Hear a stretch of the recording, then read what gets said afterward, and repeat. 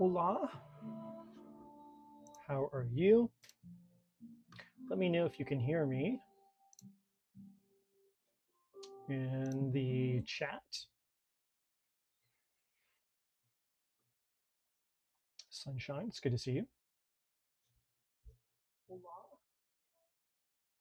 How are you? Let me know if you can hear me in the chat. Oh, I think that's a yes. Sunshine, it's good to see you.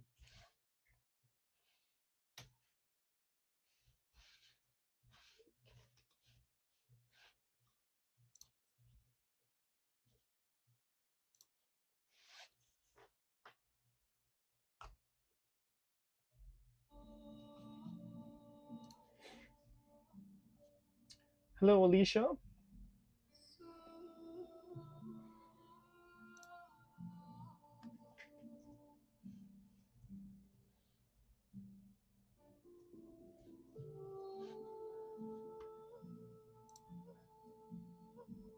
Country, it's good to see you, my friend.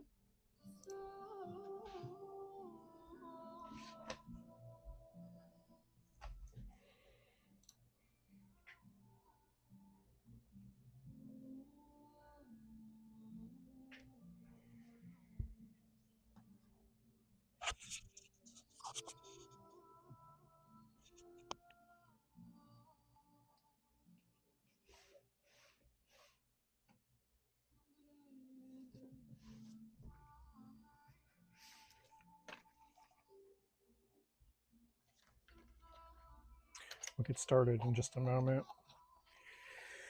Let some people get notified. I haven't been on in like a hot minute, so everybody might think, everybody's YouTube might think that I'm dead and gone.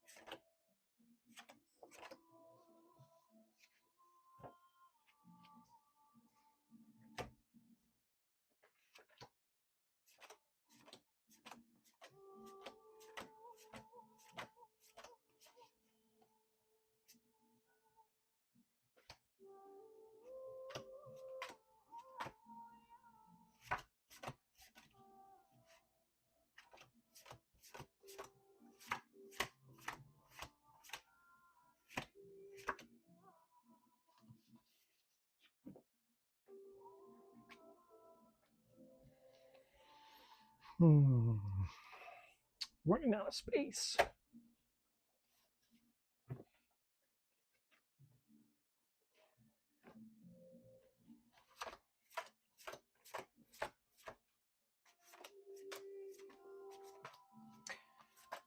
So how is everybody out there in YouTube land?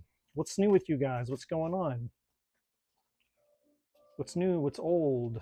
How's your summer going? How's your year going? What's kicking? What's working? What's not working?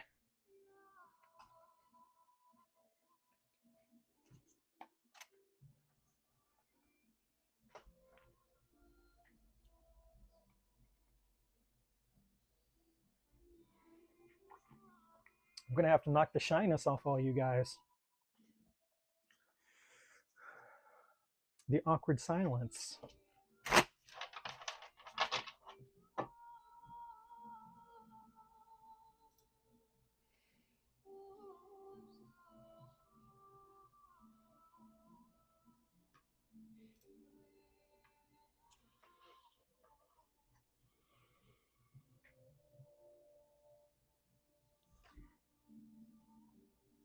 Busy. You guys are busy? That's sounds about right.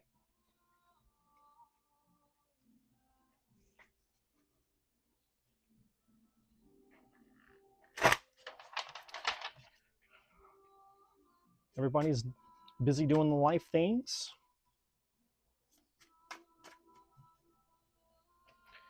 So we'll find out if everyone's too busy to come join a free live tarot reading tonight. Oh.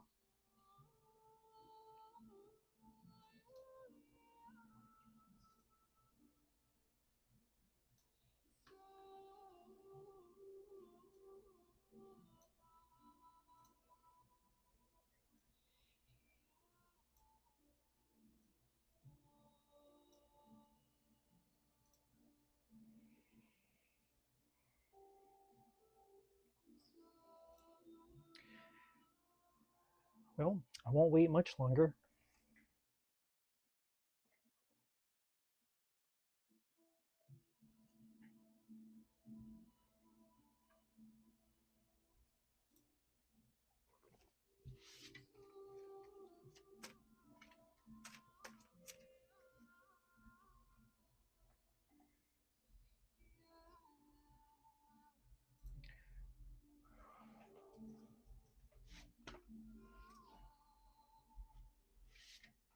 A lot of sun in the chat. We got sunshine and sun sea.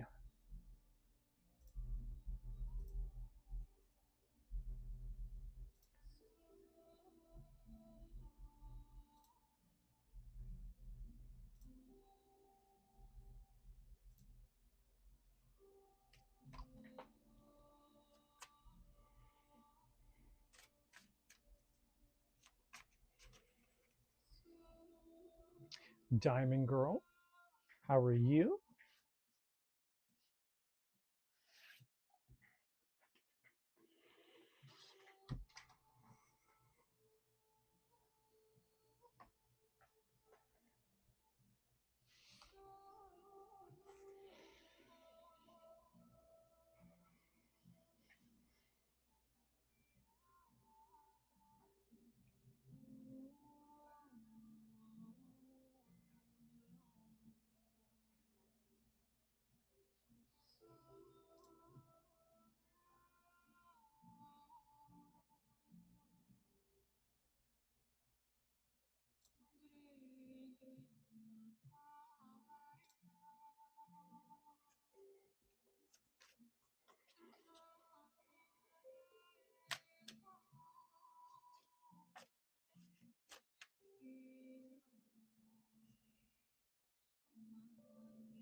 Curly.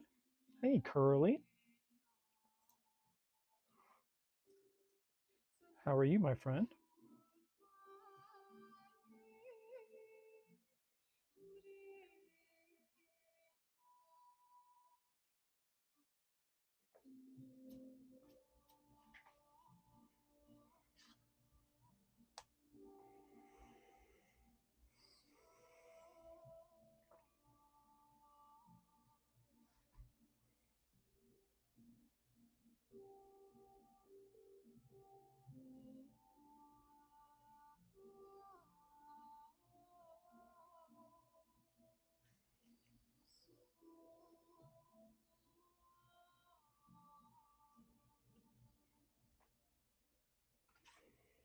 Freestyle music.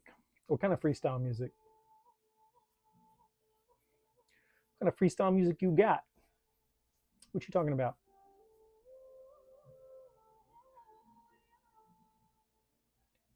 She's like, it's Friday night. I'm freestyling. As you should be. Should just be one big party rave here in the free live tarot chat YouTube world.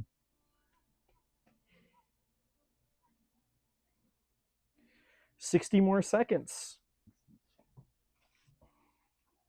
Oh my God, 60 seconds. And there she is.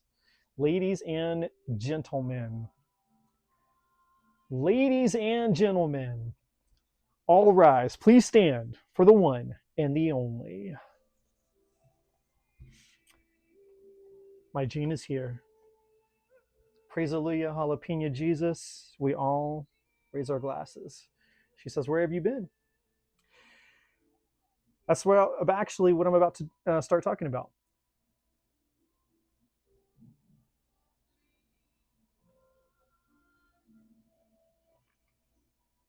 The date is wrong. You're right. I wasn't even looking at the at that.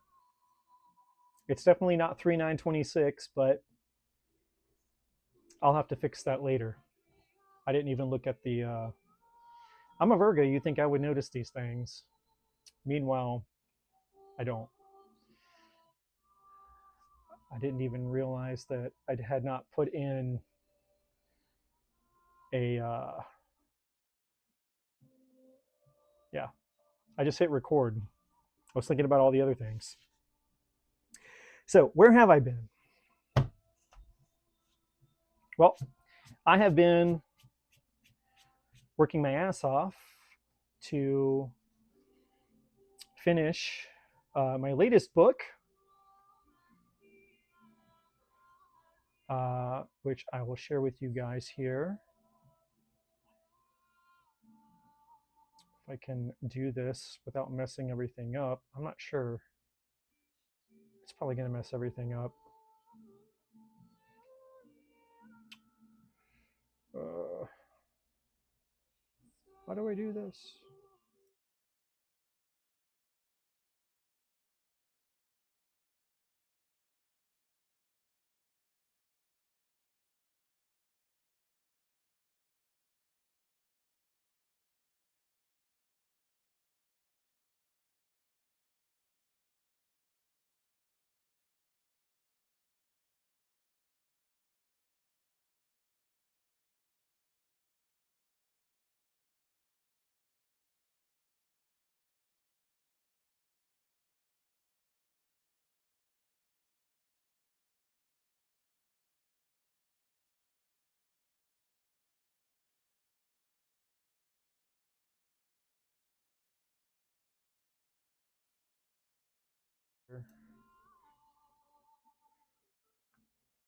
So you're not looking at the screen. What's it about? It's about a lot of things.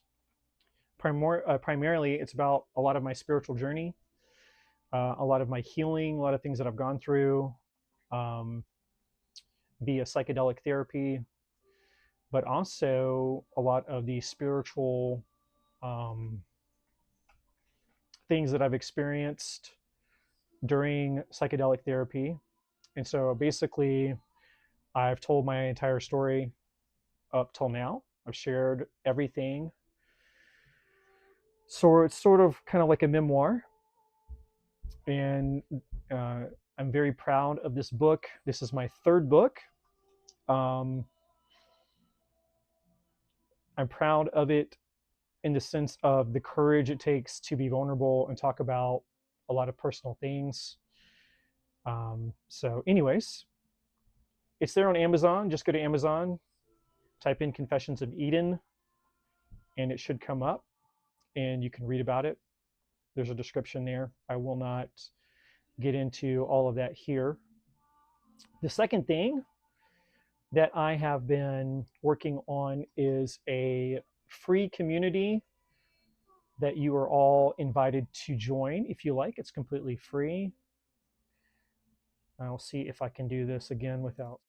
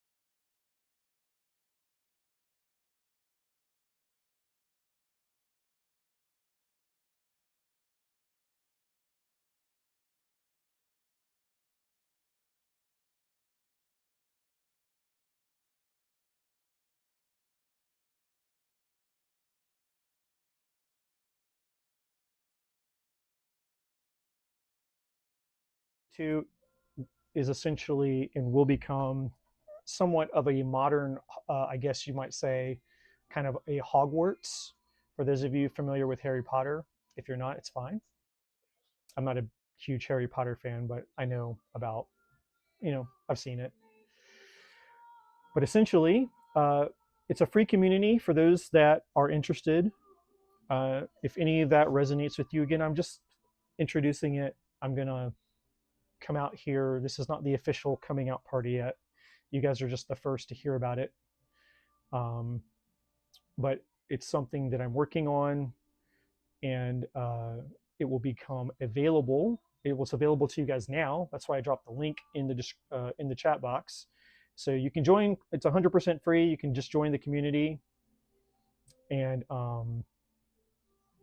I will be updating that soon. So that's what I've been up to: writing a book, starting a community, working on myself, and all the things. But that's enough about me for tonight. I'm here for you guys.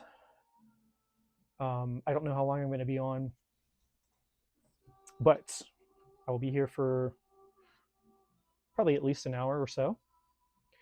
So if you are new to the channel, please subscribe and like and all the things. I think pretty much all of you are not new to the channel, so you guys know the drill. And with that being said, we'll just jump into all the things. I appreciate your attention to the matter. Giving me 2 seconds to give my spiel. Let me get my other thing here. All right.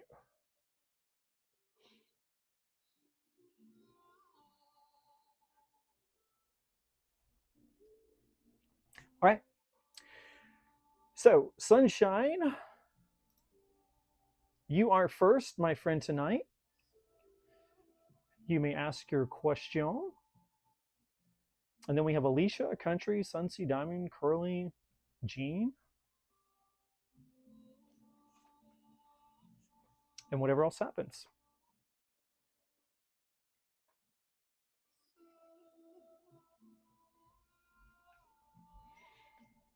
What can I expect in my love life this year? Let's find out.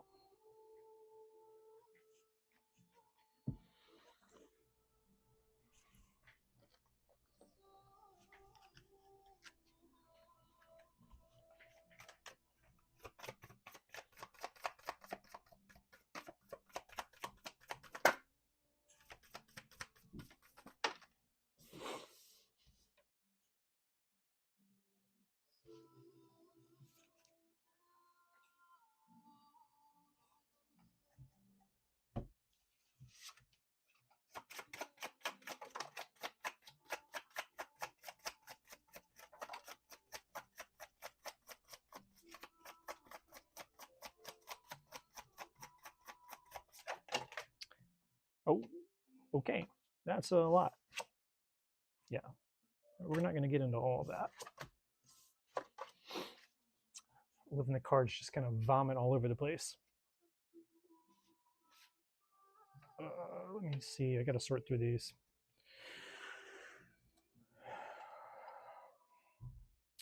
You guys can just sit up here for a second.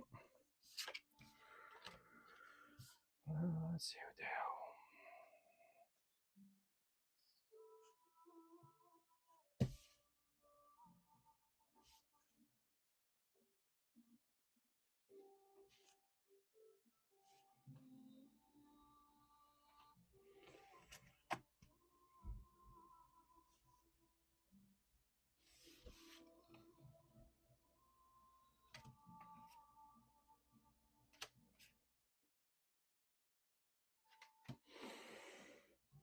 Okay.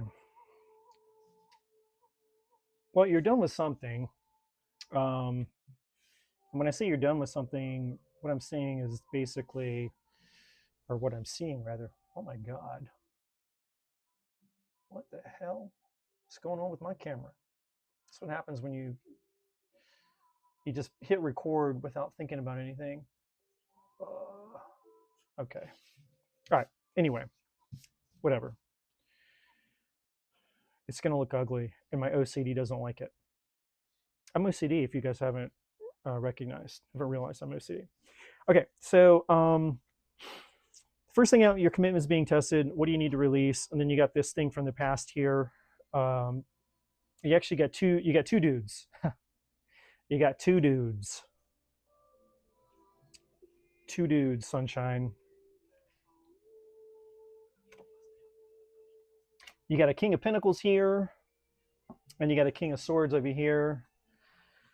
And I feel like, honestly, one of them is obviously this card saying you need to release something. Your commitment's being tested here. So basically, without even looking at or getting into anything else here for you, I can tell you right off the bat that I have to be honest with you, because that's how we roll here. You're cock blocking yourself. And when I say you're cock blocking yourself, what do I mean? So energetically, you're still,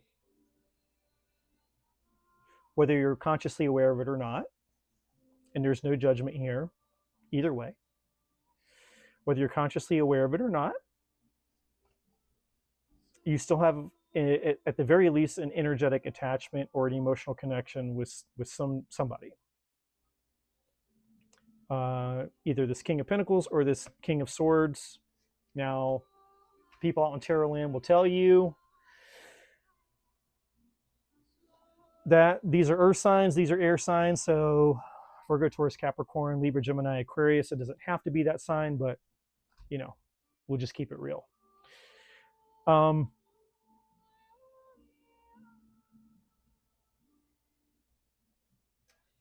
Your commitment is being tested. This is really the cornerstone of your reading right here.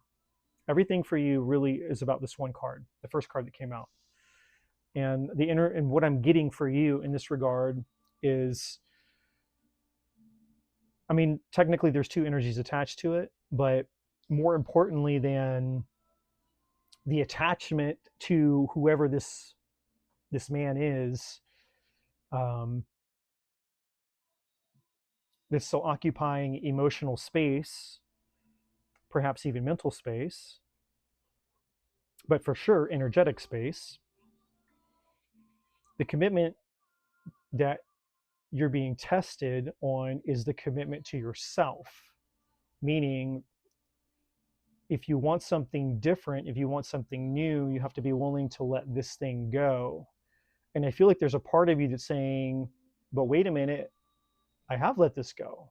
I don't want anything to do with that. I don't want anything to do with that person from the past or whatever. And I think that that's true. I think there's a part of you that is true for you. But it's not so much that you're holding on to the person, is not what I feel or sense. What I sense is that you're still attached to how this person made you feel, which is what all this stuff down here in reverse is. And the cards just kind of vomited out. And I was like trying to get 3 cards for you. And it's like, no, we're going to give you like 10 cards. I'm like, okay, well, let's just give Sunshine 10 cards. And this is what you need to release. And what needs to release. So the Empress in reverse, basically the Empress in reverse is, if I was to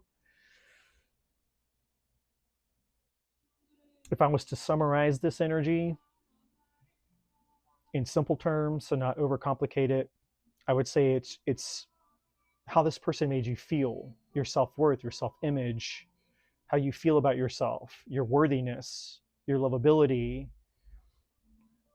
kind of the mark that this person made on you. The level of influence or the impact that this person, how they affected you in terms of how you feel about yourself. So that energy is here represented by the Empress in reverse, which is it's negative. They had a negative impact on you. And there's a part of you that believes it.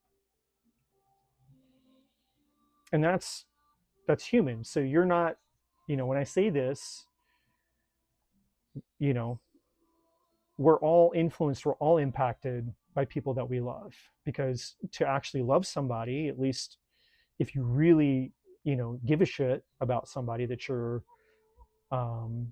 romantically attached to, or emotionally connected to, then that invites that person's influence into your life. And when we open ourselves to somebody else's influence, that's a form of intimacy and vulnerability. And essentially what we're doing is we're allowing somebody else outside of us a level of power, a level of authority, or a level of influence to shape who it is that we are. And that can be good and that can be bad, depending on how well we know ourselves and how much power and authority we give away to somebody else to allow them to shape who we are, right? And so whoever this person was, they shaped you in the negative. The Three of Pentacles in reverse, this tells me that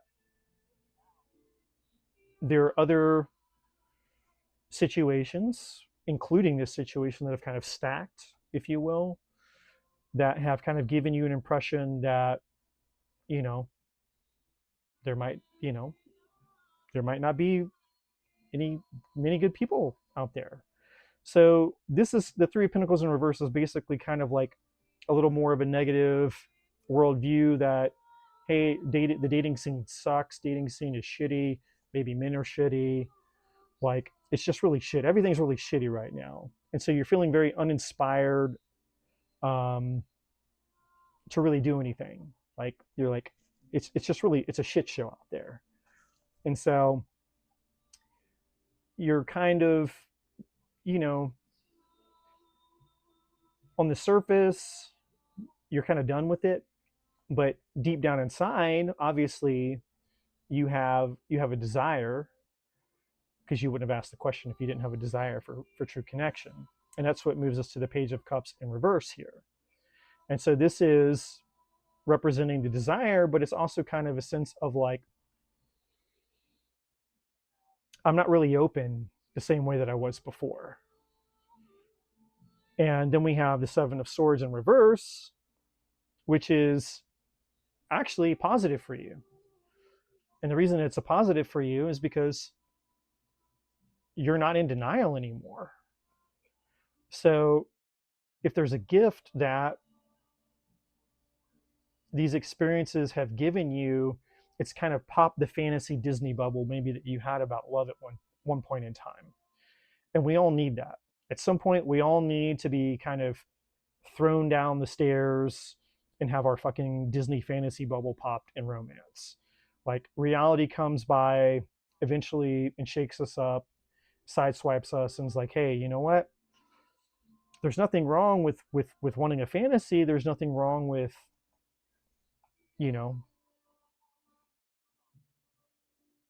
hoping and wishing and all those types of things. But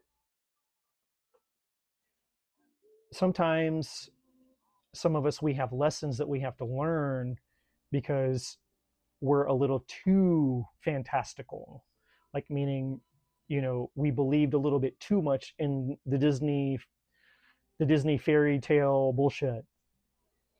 And again, there's nothing wrong with wanting to believe that. But if it's disconnected from reality, it's not really serving us. It's not really doing us any good. And so the Seven of Swords in reverse for you is sort of that revelation, I feel. It's like you've realized, like, okay, this is how it is. This is the reality of it. And there's other things that there's lots of other little subtle energies attached to it, like truths that came to light, lies that were revealed, deceptions and things like that. But ultimately, what's more important than the historical shit that you've gone through, whatever betrayals, whatever lies, whatever deceits and all that stuff that you figured out, what's more important is that you're kind of in a place where you're seeing things very clearly. Now, here's the counter to that.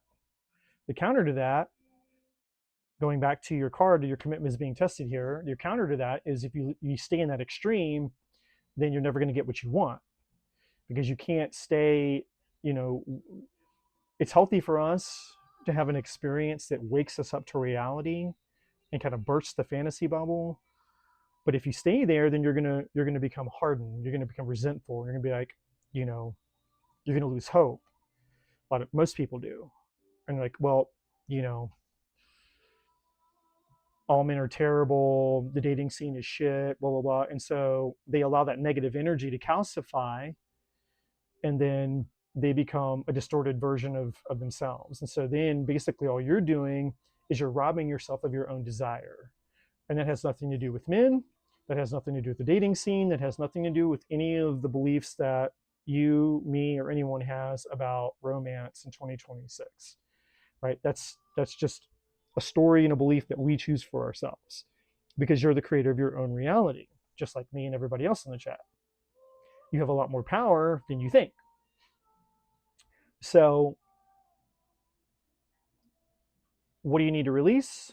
In my opinion, what you need to release is, there's a part of you that needs to release the fantasy, but there's also a part of you that needs to release the negativity. Now that you understand the reality that's been shown to you, it's like, okay, I can't live in this fantasy place where I just let people come into my life and I just see the potential in them and I believe things and da da da, and I don't vet people and I don't have boundaries, or whatever whatever description, whatever describes you.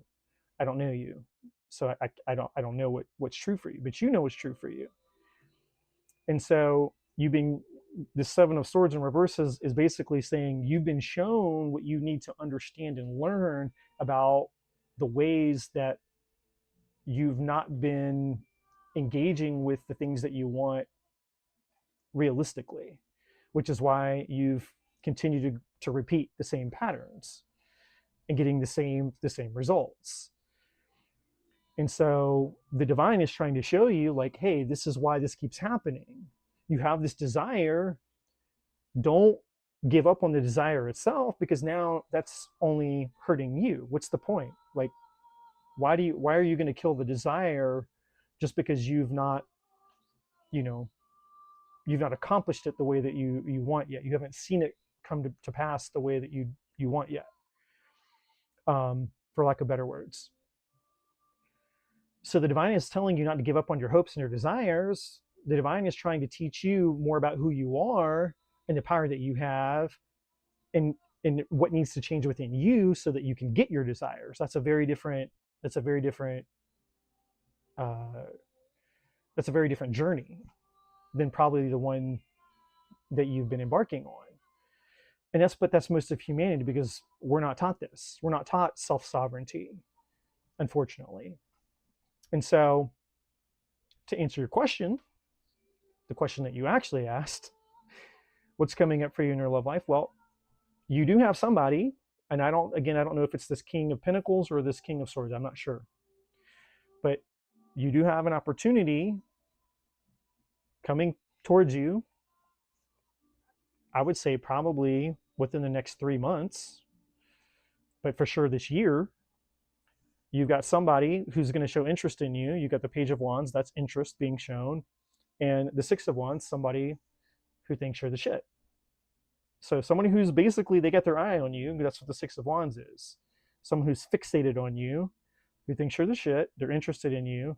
And the Page of Wands is someone shooting their shot. So you do have somebody coming towards you, but there's more important things for you to explore before that, or up till that, or don't explore it at all. It's completely up to you what you decide to do with that. So hopefully that's helpful. Welcome everybody else who's hopped on while I was doing that.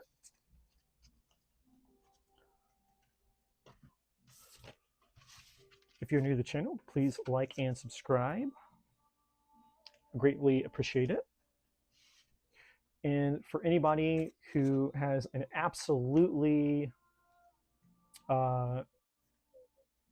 pressing question, you don't want to wait, you absolutely want to guarantee that you get a reading, there are links in the description. You can skip the queue if you like. You certainly don't have to. I'm not sure how long I'll be on tonight, but otherwise, we have Alicia. Journal reading about my love life with Ashish. So your date of birth is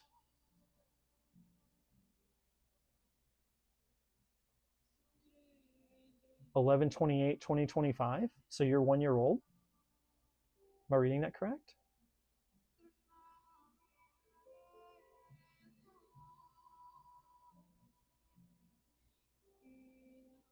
So you're a Sagittarius, but you were born in 2025. He's a Capricorn. He's born in 98. Oh, 2005. Okay. I was going to say, you're 1 year old? That's impressive.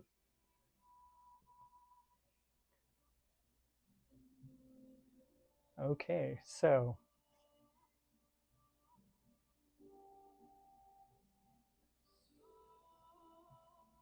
about your love life with Ashish.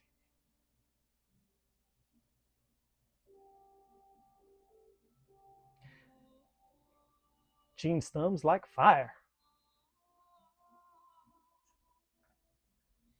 All right.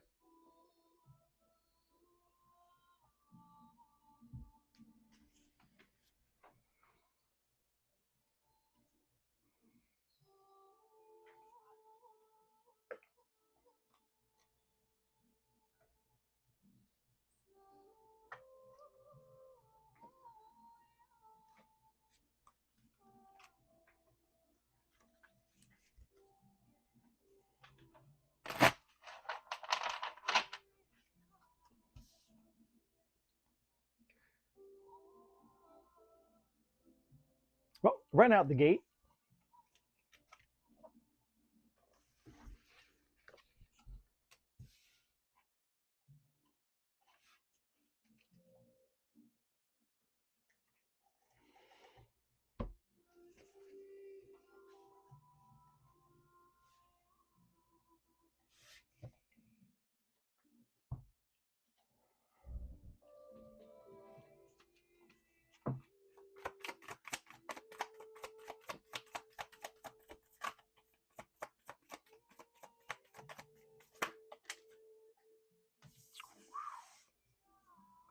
a fiery climax approaches. Hot damn. No, we don't want a fiery climax. I want a fiery climax. Gene wants a fiery climax.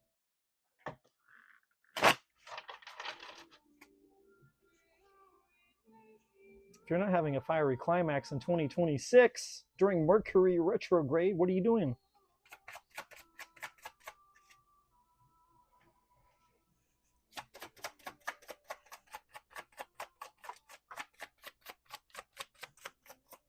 Oh, the card just went on the floor.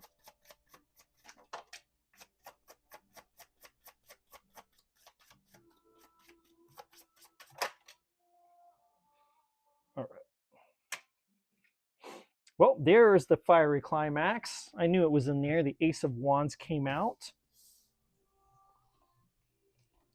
So you get double fiery climax. All right. Let's take a look here.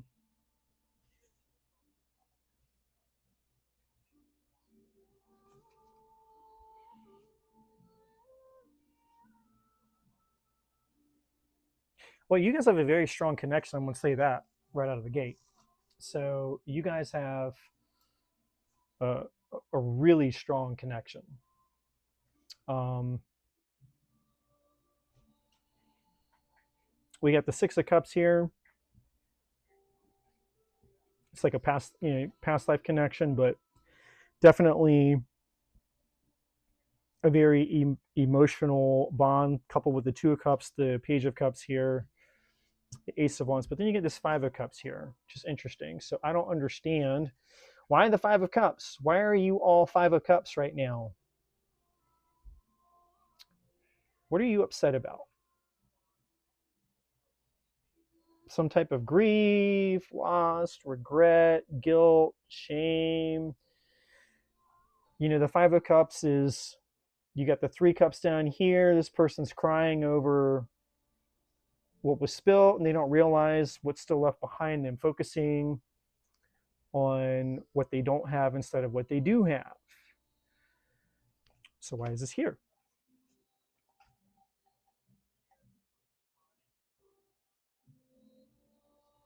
I'm not going to clarify it because you know why it's here.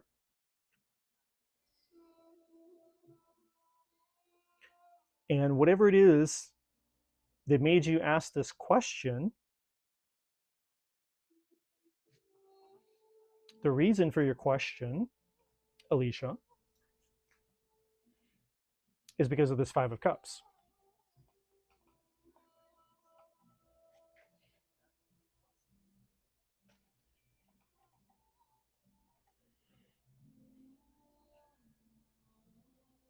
So there's something that, despite the fact that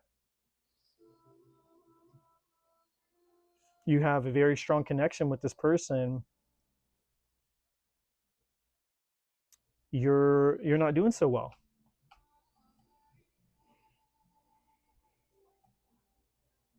And what I can tell you is that your relationship's fine. So I don't know, are you just overthinking? Or like, what's going on here? You got the Ace of Wands, you got a fire cloud. I mean, this is like, you know, staying up late all night, banging each other's brains out energy, which is what you should be doing. Like, if you're capable. If you're capable of nonstop frequent sexual activity without any pauses or breaks, you should be engaged in those activities. And that's what I'm seeing here, is that you guys have that energy. I see nothing negative except for this one card right here. Now, what else that we have here that we have to look at is these three up here.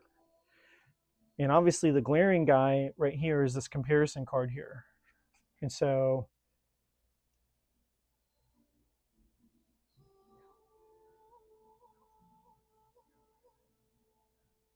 there's really two other messages here, is that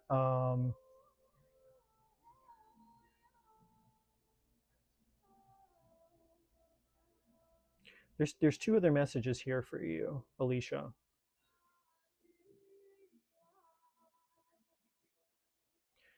What the divine wants you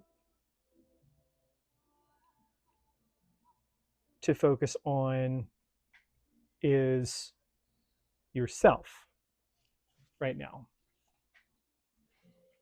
I didn't put this other card out here, but it's at the bottom of the deck.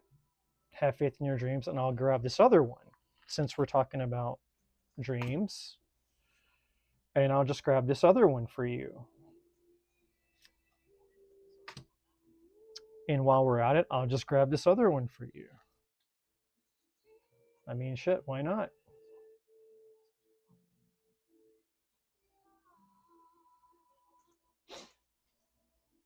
So you're being asked right now to stop worrying about your relationship, and the divine is wanting you to start spending time with yourself, because your relationship is fine, but there's a part of you that has been kind of neglected because your attention has been elsewhere. And that's just any human being has that issue. We all have that issue. Like our attention can only be, you know, we can only give our time and energy and focus in one place at a time. So where our attention goes, our energy follows. And so as we get wrapped up with certain things, whether it's career, whether it's relationships, whether it's hobbies, like whatever the thing is, then, you know, some other part of our life is obviously getting neglected because we're focused on this part of our life. And so it's very common when we're, you know, relationship oriented people, we're focused on our relationships, we're focused on our person, our partner, or just the relationship in general. It's very easy to forget about ourselves. Like, and I don't mean like, you know, you forget to eat, you forget to brush your teeth. I'm not talking about, you know, obviously you're with you every day because you're living. I'm not talking, obviously. What I mean is we stop spending time with ourselves. We stop, you know, focusing on the things that we enjoy, what we need, and certain habits and things that we were maybe things that maybe you were doing when you were single before you met the person. Like sometimes we lose touch with friends and family because we get so wrapped up in our relationship. Other relationships fall to the wayside, or things that we used to do fall to the wayside, hobbies and things. Like, you know, we kind of just go all in on that person. That's what I'm trying to say.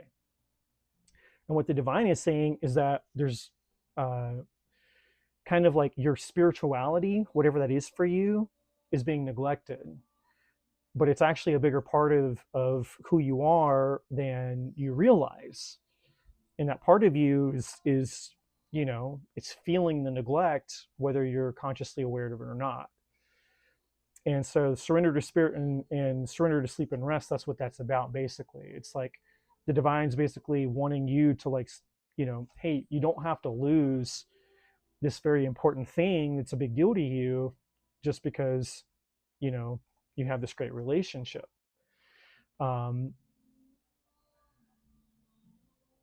So that there's energy to that. There's a message for you there in that.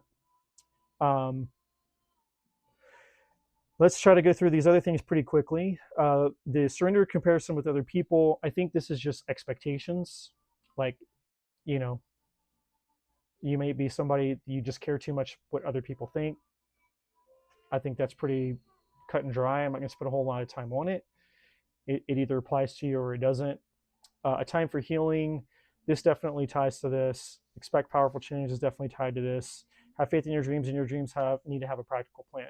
I don't know, there's a part of you that I feel has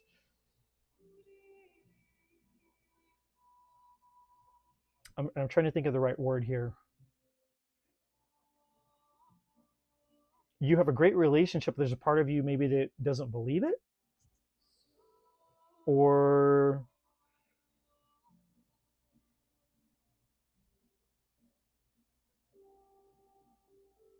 you're I don't know. It's hard for me to tap on the energy that I feel, but you're grieving something, and there's no reason for it.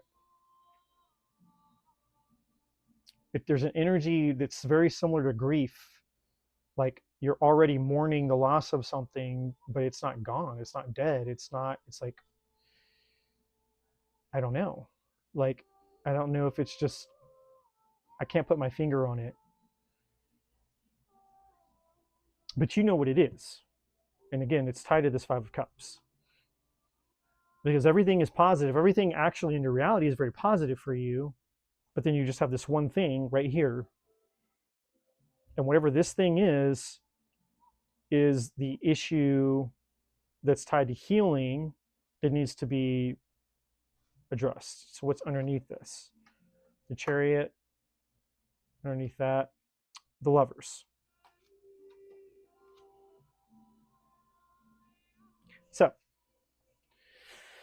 You're scared of losing him. Okay, so there you go. You're grieving something that's not gone. He's not gone. And so what you have to be careful of, and thank you, I appreciate you being honest with me in the chat and sharing that with me,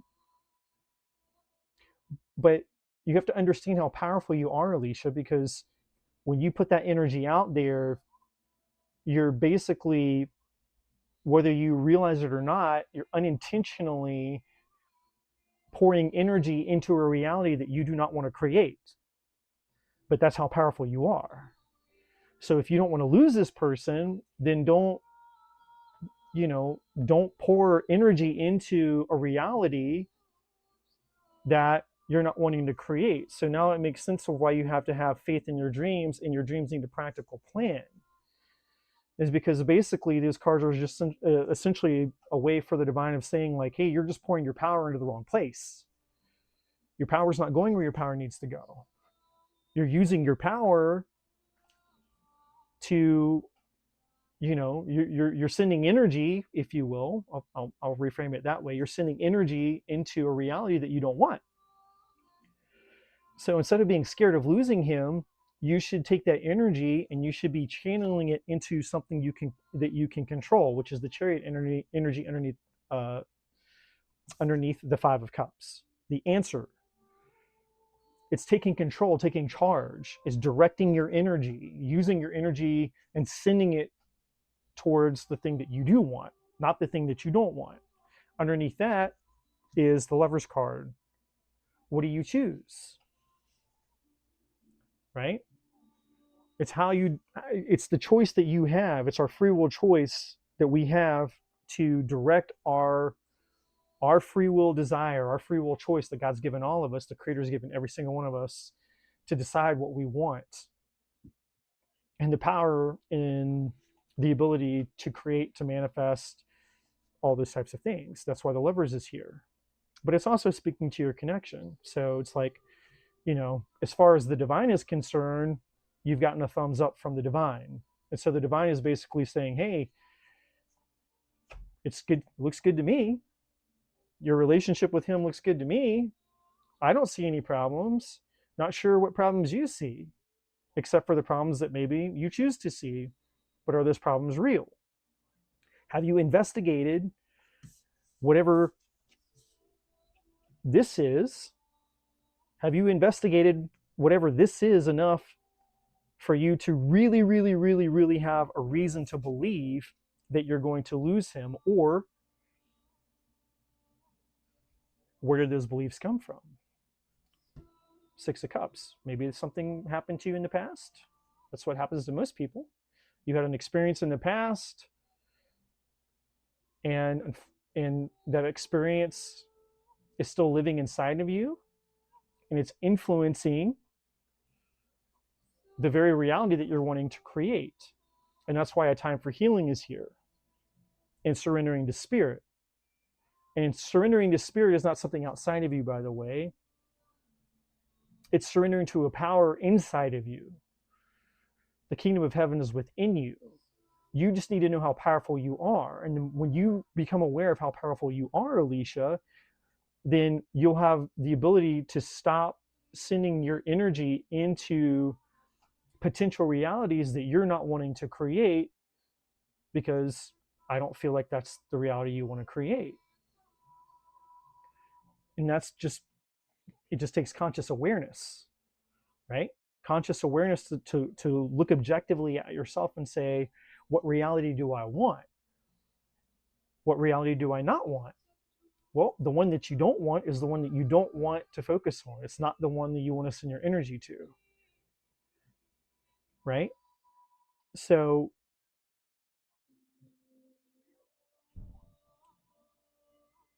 it's acknowledging that there's a part of you that has a reason to believe, or a reason to feel, or a reason to worry about losing him. That's real. That's fair. And so you acknowledge that. because no one's asking you to be inhuman here. No one's asking you to flip a switch and be robotic and be like, okay, I'm just going to pretend I don't care about this. It's like, no, you're human. We all worry. We all have stress and anxiety, and we all have our shit, right? So this isn't about dehumanizing yourself and pretending to be anything less than human, but it's about acknowledging it, sitting with it, and saying, okay, I know there's this part of me that's scared and it's afraid, but just because that part of me is real doesn't mean it has to rule. Just because that part of you is real doesn't mean it has to rule. It doesn't have to be the ruler of your reality. You can acknowledge it. You can care for it. You can love it. You can have compassion for it. You can understand it. You can sit with it. But you don't have to give all your power to it to where it's ruling. That's the difference. It's like when you realize that you are the sovereign ruler of your reality. It's like, no, I'm going to choose what I want. Not my past, not this fear, not this emotion. I'm going to sit with it. I'm going to acknowledge it. I'm going to be human. Like, it's here. I can hold space for it. You know, all the different things we can do.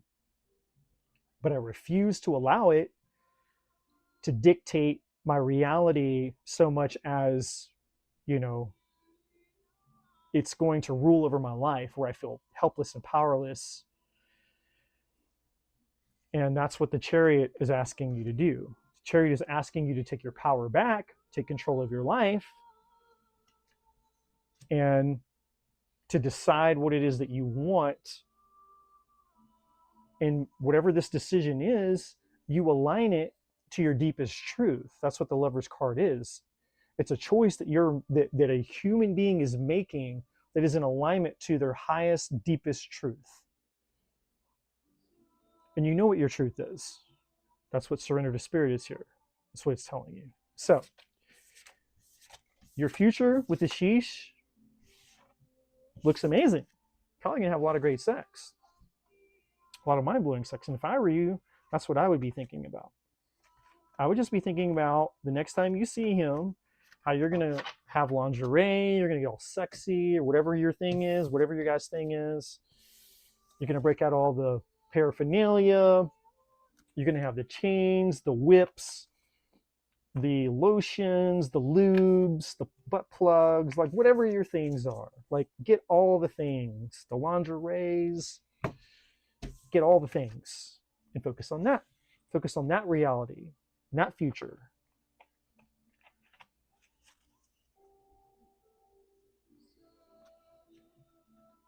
And if you're not married yet and you have to wait till you're married to do the things, well, then just imagine it, visualize it. You know, you can still make a plan. You can have a plan for like whenever you can do the thing, and that makes it even better because now you just like really like amp yourself up, like, you know, like create like an erotica journal, you know, where you're like, I'm gonna write all my fantasies down and just put it all in there. Like, that's what I would do. Don't shoot the messenger.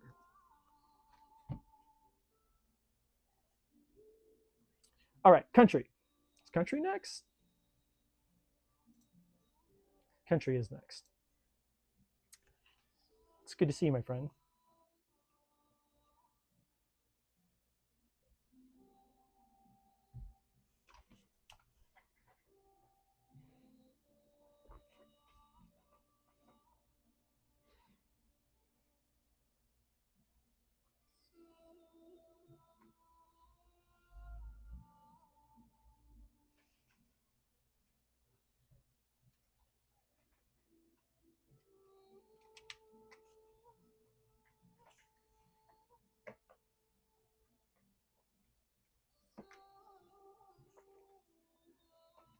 Now I want to write an erotica journal. Well, country, no one's gonna stop you. We should all be writing erotica journals. I think if Jean would just publish her erotica journal, she'd be making a shit ton of money. She's got an erotica journal. I guarantee you that woman's got an erotica journal. And ain't nobody in this chat is going to out erotica her journal. She's a Leo. We know what that fire does. We know what that fire does.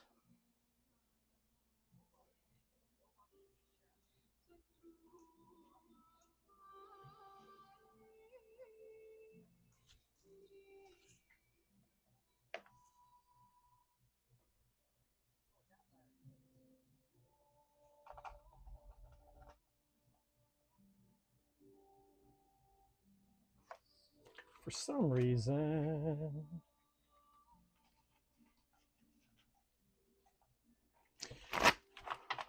I feel like for you, country, look at there.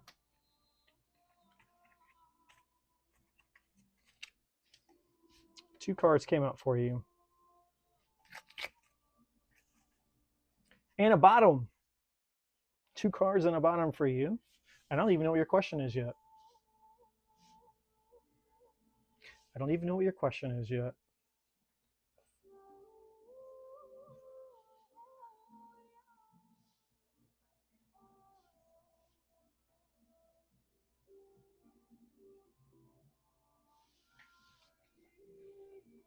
I don't even know your question. What do I most need to understand about my connection with Danny right now, and how am I being guided to navigate through it? Well, now it makes sense.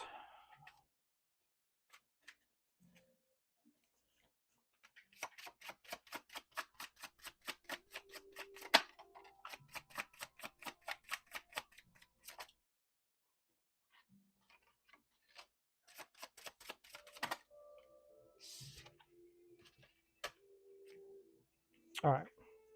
So right off the bat, my friend, yeah. Sorry. I might have missed it. I probably did. It's all right. The last reading that I got, I was told I got to get glasses soon, and it's true. My far sight's going out. I'm going to be 45 this year, and my body doesn't like it. I'm dying, you guys. I'm getting old. I'm dying. It's all right. I'm going to be here long enough to drive you guys crazy. Aren't you guys happy? I'm going to be around long enough to drive you guys crazy.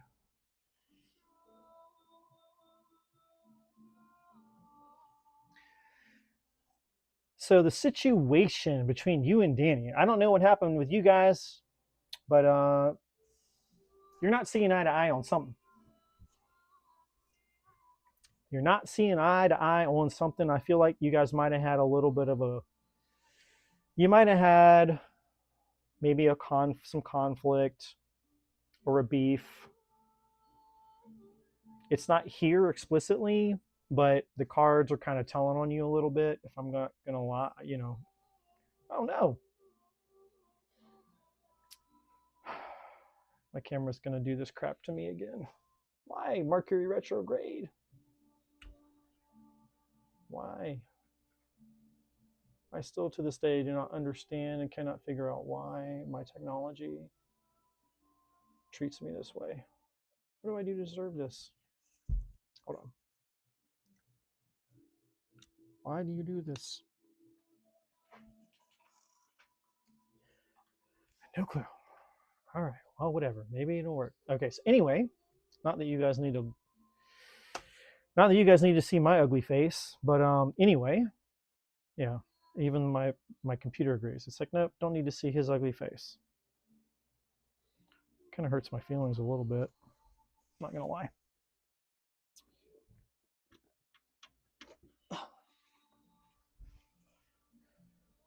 Yeah, whatever. Distractions. So you got into a little bit of a spat. I can see that here in the cards. They're telling on you a little bit. And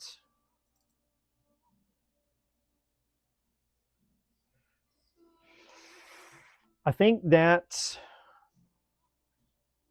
you regret. You guys are both sitting in some regret right now. You guys both said some things you probably didn't mean. And that's okay. We all do it. We all go through our little spats. If you're in a relationship, you're gonna have a spat. So I wouldn't beat yourself up over it. But you're being asked here to make it right. So we get the Two of Swords. That's obviously the disagreement. You have mending. That's what needs to happen. The Five of Cups, regret. There's something here with the Nine of Pentacles about you guys both needing to hold space for each other's. There's more to learn about each other, and you're both independent in your own way. And there's something about you both needing to, like, for lack of better words, honor each other's independence and accept each other for kind of who you are. And so that's the deal right now with you guys. And so if you guys can do that, then I think that this can move forward, because we have the Milk and Honey card underneath the Message in a Bottle. You have the Four of Wands here, and you have the Wheel of Fortune, which is basically luck is on your side here. So, however, we have the Hangman. This is what you guys need to do. This is, you guys need to have, you need to take a minute. You have a pause for the cause. And basically, you need to try to put yourself in each other's shoes and try to see the situation from the other person's perspective, which is also with the Two of Swords here. Now we have the Serendipity card. The Serendipity card is about you guys, well, not you guys, but you specifically, because you're the one I'm talking to. It's you basically not forgetting all the signs, synchronicities, and the things that you've experienced with the Serendipity card. The Serendipity card is here as a reminder saying, hey, it's so easy to forget in the heat of the moment when you're pissed off and you're having a conflict. It's easy to forget all of the things, right? And what are all of the things? Well, all of the things are, why was this person important to you to begin with? What do you love about them? What are the good things despite the things that you're disagreeing on? It's reminding yourself when you're being activated in self-preservation and your nervous system is trying to protect you from getting hurt, right? Because your nervous system is going to project to your ego a narrative and a story that's designed to keep you safe, not make you happy. And that's why, that's what happens with, that's what deteriorates all relationships that have a chance. It's the war between what's real versus what's trying, what your nervous system's trying to do to protect you, basically. Now you have Message in a Bottle. So this is basically saying that, I think obviously right now it doesn't sound like you guys are probably talking with the Two of Swords. Maybe you are, maybe you're not. I'm going to assume you're probably not talking. You're both hurt right now with the Five of Cups. Now,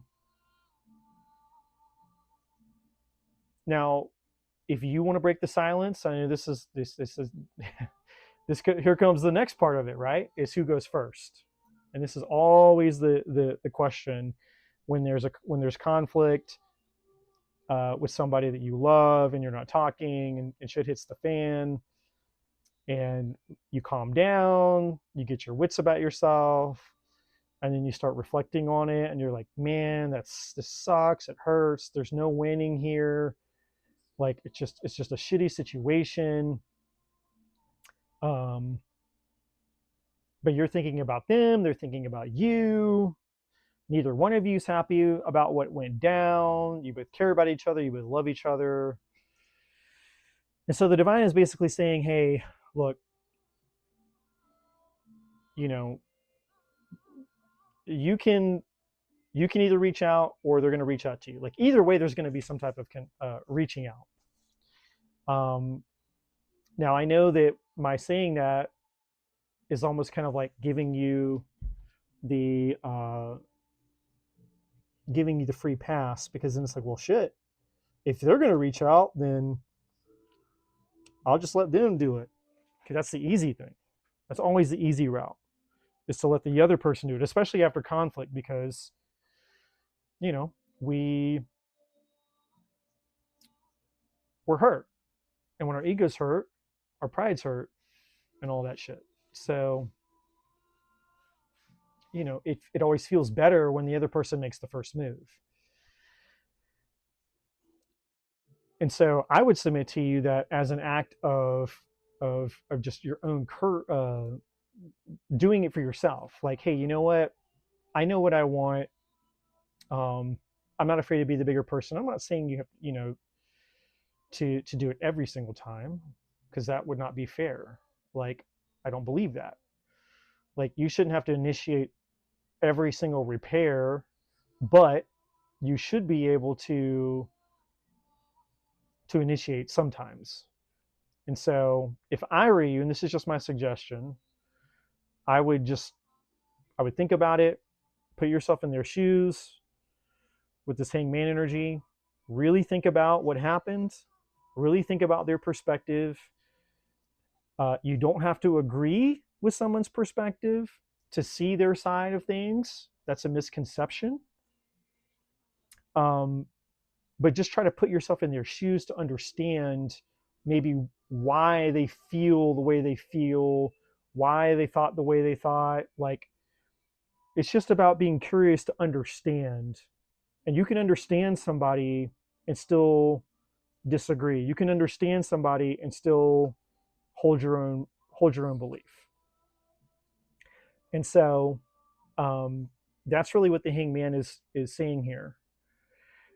And I think that if you guys can both get curious and just set aside the difference, or whatever the tension point was, whatever the trigger was, you can set that aside and look deeper and really try to understand the other person's perspective, then you have like two very powerful cards here. You've got the Milk and Honey, which is basically like the Ten of Pentacles and the Ten of Cups for this Oracle deck. And then you have the Four of Wands, which is a massive card of connection and commitment. And then you have the Wheel of Fortune, which is abundance and fortune, great luck, but it's a major. So it's like the divine's basically saying, hey, your relationship is favorable. Or you could say the divine is even smiling on your relationship. But this Nine of Pentacles, I will say this one more time, this Nine of Pentacles is also saying that there's a part of you both where you're going to have to learn to respect each other's individuality to some extent. So, you're both very independent in your own way, and that's good, but you just have to learn how to accept each other's independence for what it is. So whatever this situation is, it's not detrimental. You haven't like lost this person. It doesn't have to be, it's an opportunity to learn. It's the best way that I know how to say it. It's an opportunity for you guys to learn more about each other, and to learn about, how you both need to be more curious about one another, what you need from each other, how your thought processes are obviously very different, or at least different in some ways, and all of that. But if you can see each other's perspective, put yourself in each other's shoes, then there's more than enough. You guys have an opportunity to make this relationship work. It can go the distance, and even more so.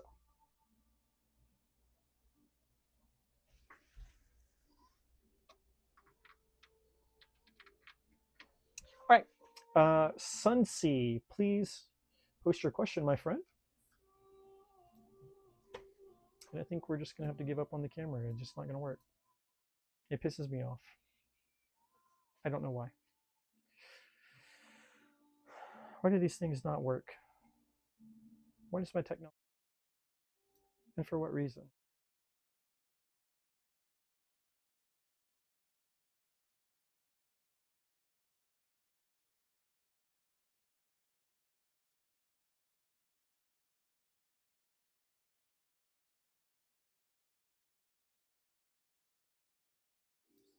Maybe it's gonna. All right. Maybe I fixed it. I don't know. Sunsea is here, she says.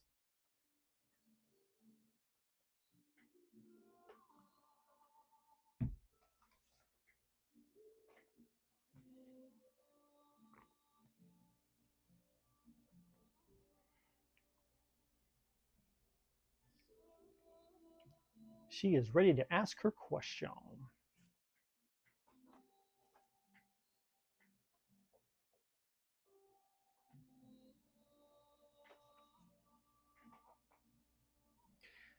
It's fixed for now, isn't it? Oh boy, oh boy.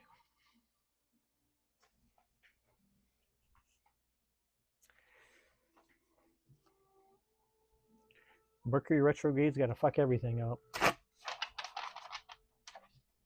That's all right.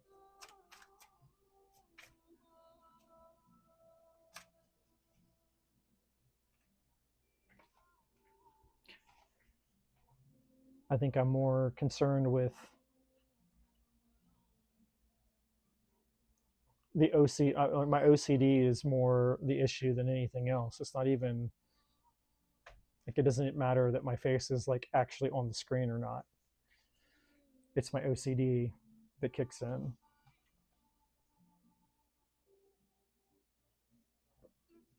Sunsea's thinking long and hard. She's typing it out very meticulously.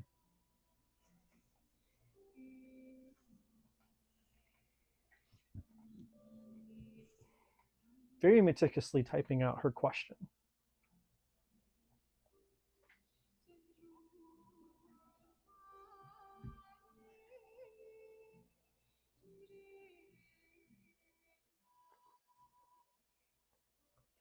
Yeah, OCD. It's. I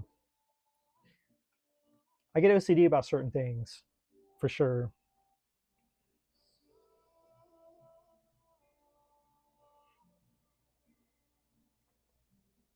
And then when it's like the thing breaks, so you're just like, okay, well, what are you gonna do? I just proven that my OCD has my OCD contributes to nothing. It fixes nothing. No matter how much you try to do everything just perfectly and right, life will always show you that change is inevitable. Isn't that right, Sunsea? Change is inevitable, since that's what your question's about. I can feel it. She's writing a novel right now. Or she left the chat. It was a hit and run. Maybe it was a hit and run.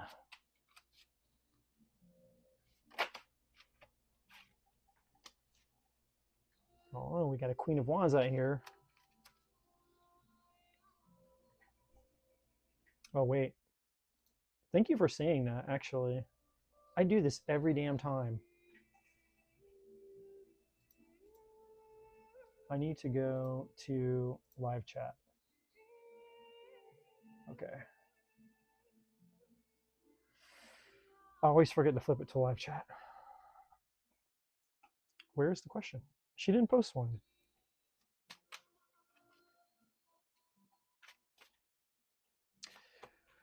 All right, Sunsea, we'll come back. We'll circle back around. Maybe she got lost in the Mercury retrograde. Well, you have a Queen of Wands.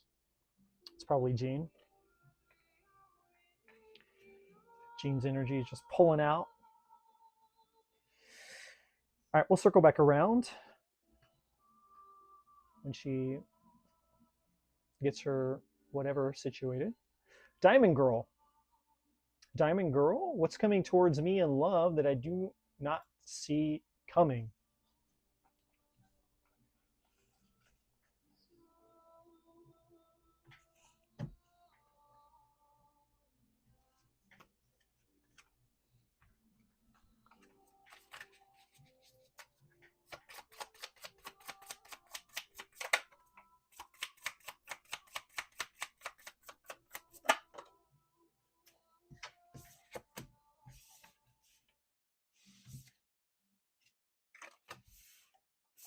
Technically, this came out in reverse.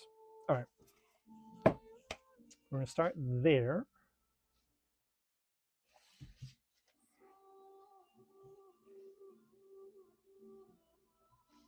OCD. Get it right now.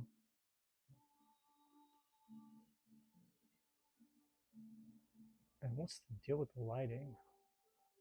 Come on, man.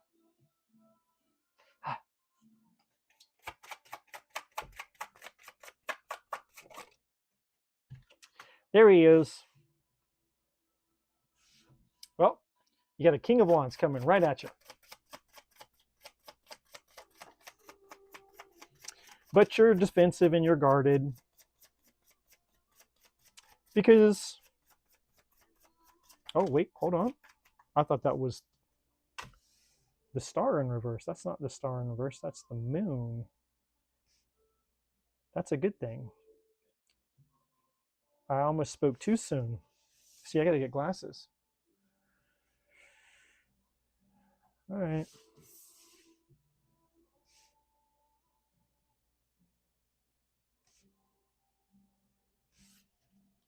Oh, what the hell?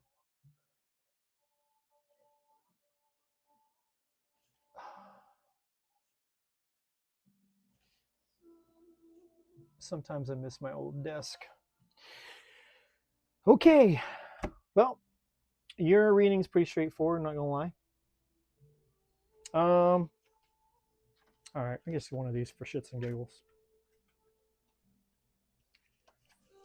For shits and giggles. You get one. You get one. All right, here we go. I don't know what it is.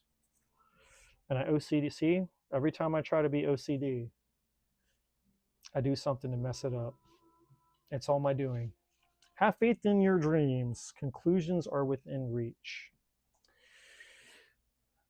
That looks terrible.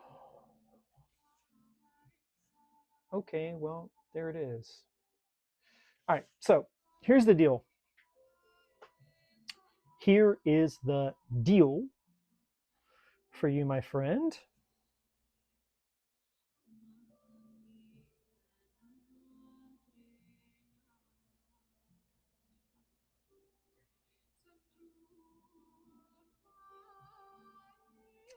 Here is the deal. All them diamonds. So you got to open up. The problem with you right now is you're very guarded. But you ask what's coming towards you. Well, you got somebody coming towards you. You got a King of Wands coming towards you. Now, you have this maturity card in reverse. I'm going to come back around to that in just a minute. Because I don't want you to shoot the messenger and start getting upset at me about what I have to talk about. Because I'm not saying that because it's in reverse. I'm not saying anybody's immature, but this card is implying that there's growth needed. And I got to be real about that. So you do have somebody coming towards you, and the hurdle and the challenge for you is actually being able to receive it when it comes to you. So down here we have faith in your dreams, and conclusions are within reach if you can do this thing. So this card is the most important card out here for you, which is the open up. Now, the moon in reverse is about you needing to overcome your fears, your insecurities, your doubts, and see things for what they are. And we have the Five of Pentacles here at the bottom of the deck, which basically means that, you know, you've been through some shit. We all have. Maybe you've experienced some abandonment, some loss, some betrayal, some breakups. Like you have had your fair share of things. But this energy is still living inside of you, which is why it's showing up here, the Five of Pentacles here. So there's a part of you that's afraid that this is going to happen again. And that's very human, that's very natural, that's very normal. But in order to get what you want, you're going to have to do the opposite of what this energy is convincing your nervous system to do. And that's the challenge of any human being, is we want something, but our nervous system is trying to protect us from the thing that we want, because chances are the thing that we want is something that we've wanted before. And when we tried to have that thing before, it hurt us. And so our nervous system learned, hey, wanting this stuff, this shit hurts. It fucking hurts to want this stuff, whatever it is. And so, your nervous system has a memory, has a blueprint of pain, loss, betrayal, whatever the situation may be. It has trauma that's attached to the desire of the thing that you want. However, and thankfully, our Creator gave us the ability to conquer our fears, our trauma, and our pain, and all that shit.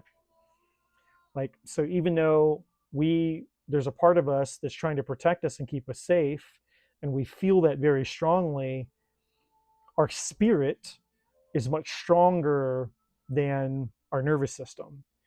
But we have to practice, because we're not taught how to do this, unfortunately. And so it takes practice, which means that, we all start off not knowing what the hell to do. We all start off not having a lot of knowledge or information. And it's just like when we were a child learning to stand up. And a baby, a toddler stands up and he falls down. He stands up and he falls down. He walks and he falls down, like 100 different times. And eventually the kid learns to walk. And that's essentially what we all have to do when it comes to conquering our nervous system. It's like, it's gonna get ugly. You're gonna fail a lot at it. But the more that you try, the better at you're gonna get, and the more breakthroughs that you're gonna have. So it's not about perfection. It's about progress, and it's about just trying. And essentially, that's what the divine is saying here. It's like, hey, look, you don't have to be perfect at this. You just have to be willing to do it scared. That's what courage is. It's doing the thing scared. But right now, you're giving off fuck you energy, whether you realize it or not. Because that's why the Seven of Wands is here. There's like, you have a wall, and that's the fuck you energy. And that's why the open up card is here.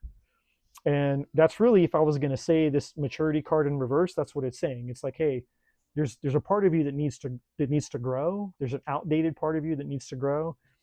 And the outdated part of you that needs to grow is the fuck you energy. It's this defensiveness, this guardedness here.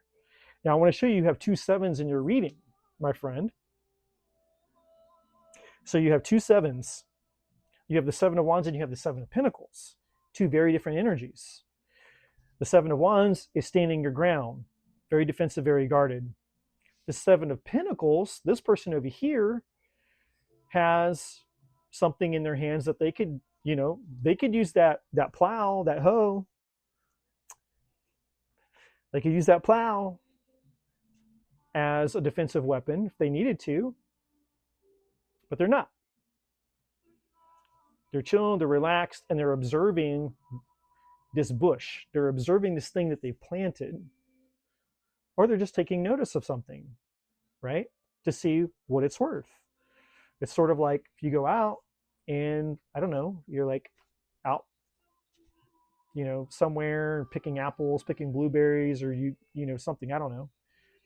And it's like, you would inspect the thing that you're picking. Like you're not, like if you're out in an apple orchard, you're not going to be like picking rotten apples and going like you're going to pay attention. You're going to be observant of the thing that you're putting your hand on. Same thing if you're picking blueberries or whatever you're doing. Like if you go to the grocery store even, and you're in the produce aisle and you're picking out bananas, you're picking out apples, tomatoes, whatever the hell you're picking up, like you're going to look at the thing, you're going to observe it. It's like, is it good? Is it bad? Is it rotten? Is it old? Like it's two very different energies. And so what the divine is saying is that you can trade your guardedness and your defensiveness for inspection, or curiosity actually is a better word. You could become curious about things and still have a level of, still have a layer of security or boundary, if you will, or a healthy boundary. I will just say a healthy boundary.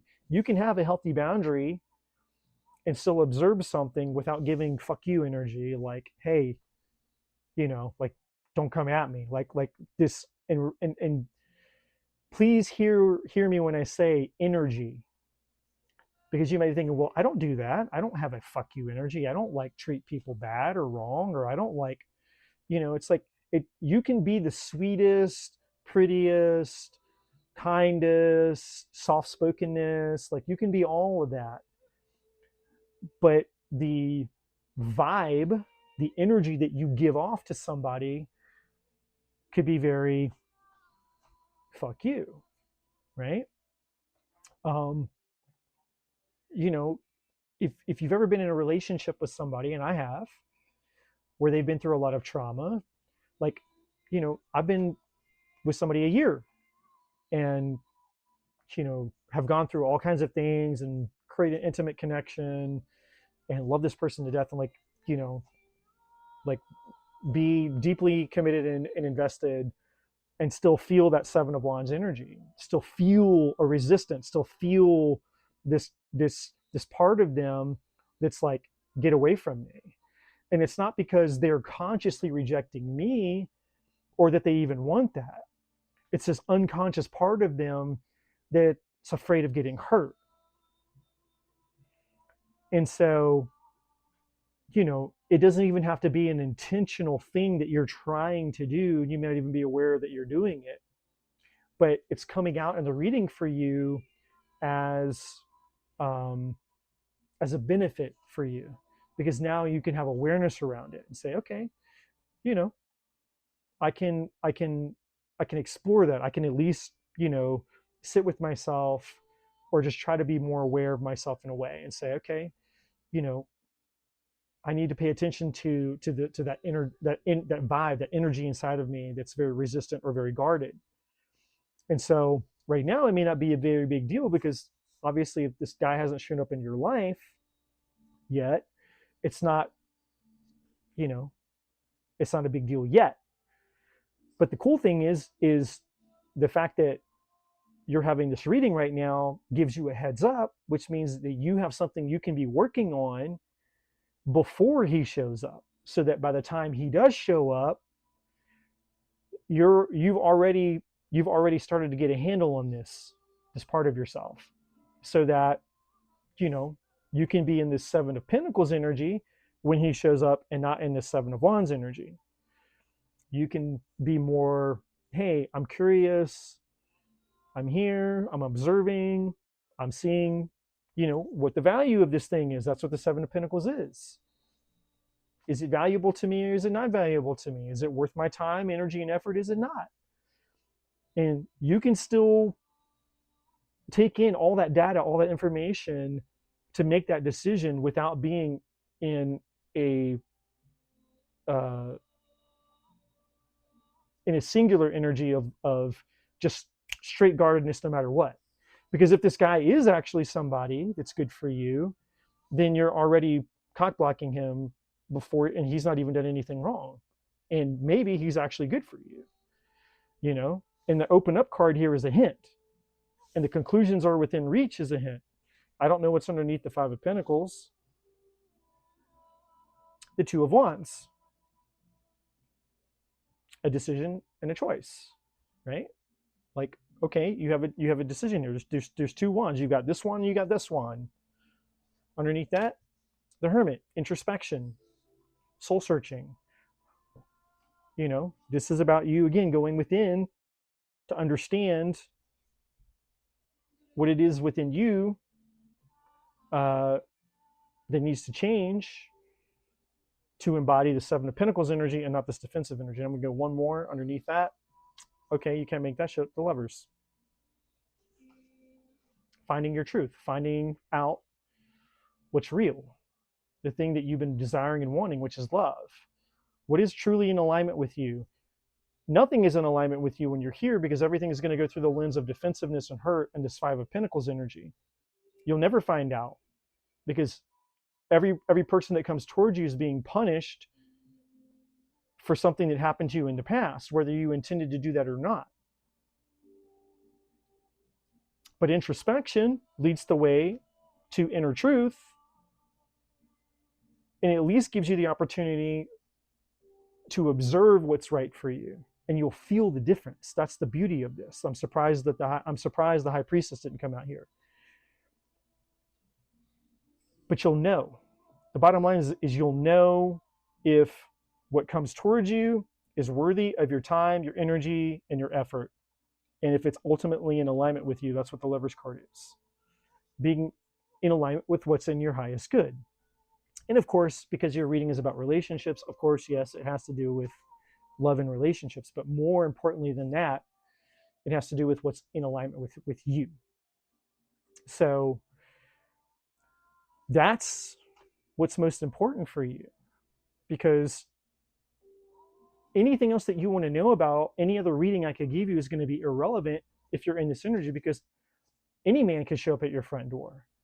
And if a good man shows up at your front door, whoever this King of Wands is, if he shows up at your front door and he's a legit dude and he actually, you know, would be a good person for you and a good match for you, it's not going to matter, because inevitably you're going to push him away even if you didn't intend to, because your energy is, hey, fuck you, I'm not going to get hurt by you. This person's like, well, I wasn't planning on hurting you. But whatever this Five of Pentacles is inside of you doesn't care, because it's just trying to protect you and keep you safe. It's not trying to help you manifest or acquire the desires of your heart, which is why you had the Moon in reverse here, is overcoming those fears and those limitations, seeing through the illusions of the fear of the past, of that Five of Pentacles energy, whatever happened to you, and realizing that, hey, yes, something happened to me, something affected me, and it's real, but I don't have to live in that reality. I don't have to be enslaved by it. That doesn't have to be, you know, that doesn't have to be the moral of my story. I can take control of my life and say, hey, yes, I had shit happen to me in my past. Yes, it hurt.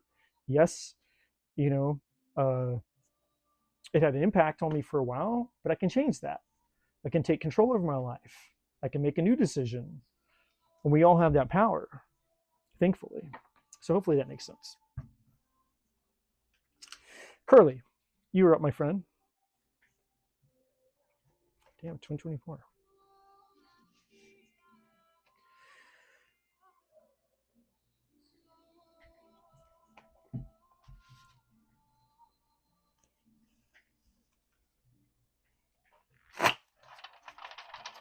If anybody's absolutely desperate for a reading, I would recommend you can skip the line if you want. Donate, you don't have to. I probably got maybe 30 minutes left. Will I meet a man that actually wants a real romantic relationship with me if I go on dating apps?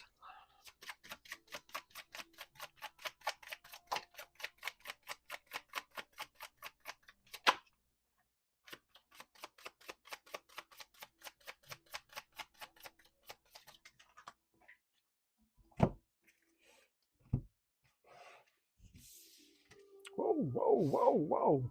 Okay. Apparently you needed to see that card. Okay, hold on. Oh man, I really wanted this to be positive, Curly. I wanted this to be positive. No. The answer is no. The answer is no, no, no, no, no. And I'm going to tell you why. And don't worry.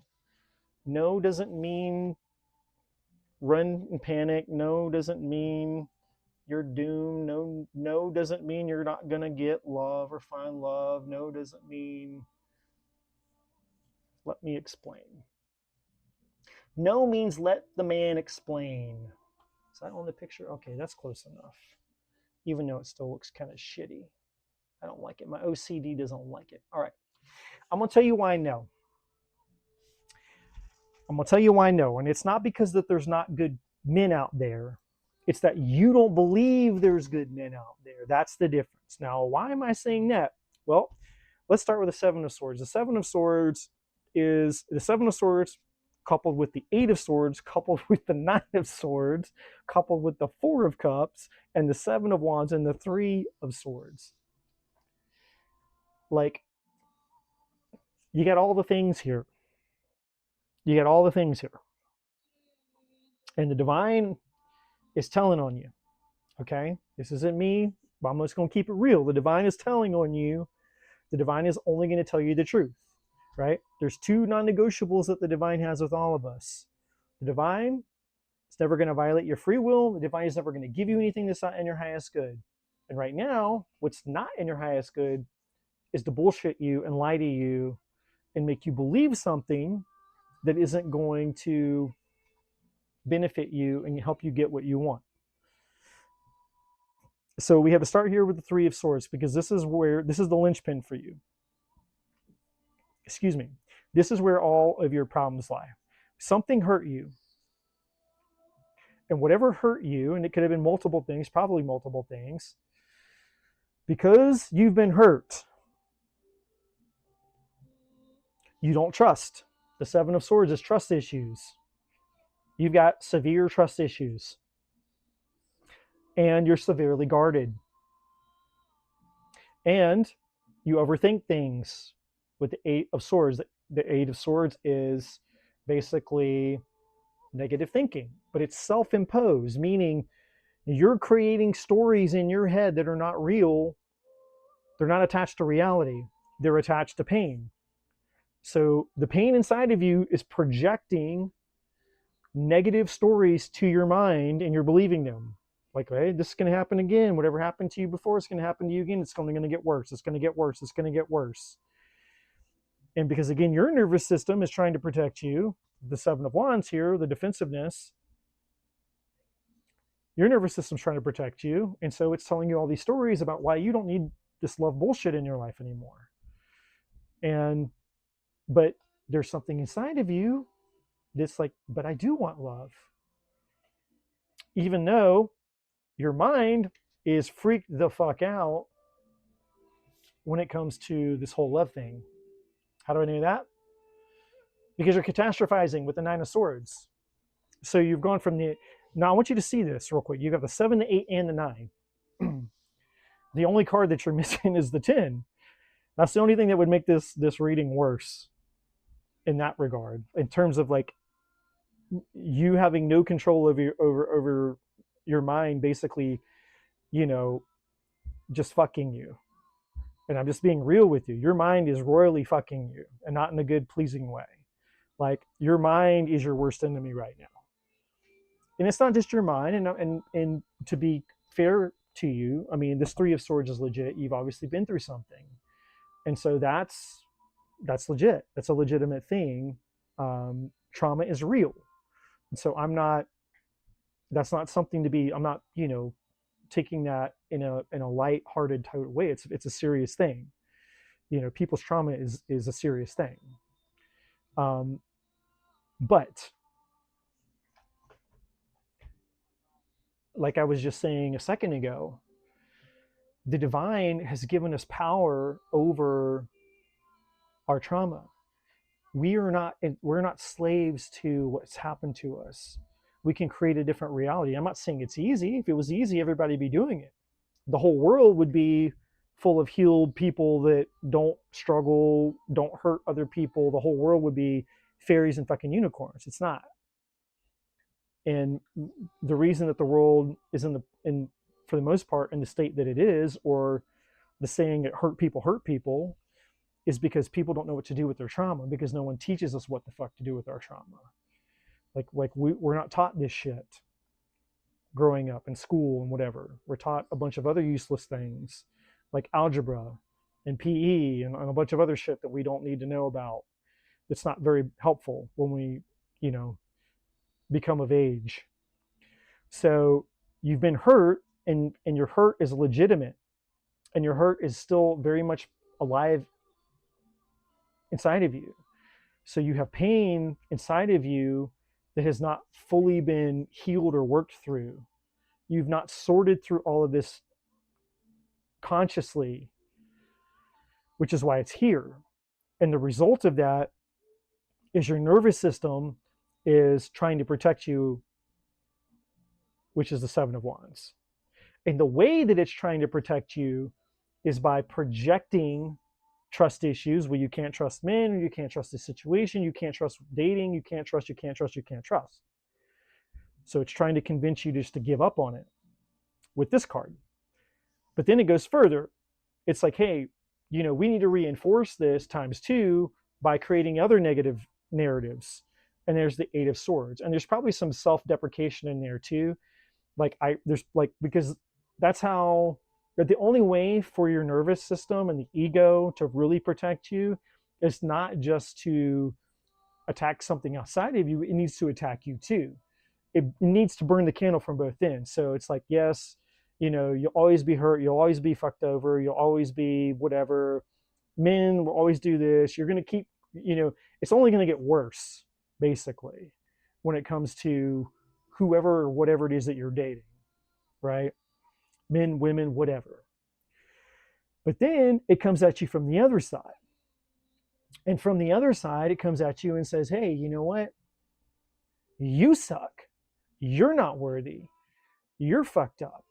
You're the problem. And so then it beats you up. So now you have the devil on your shoulder who's beating you up too.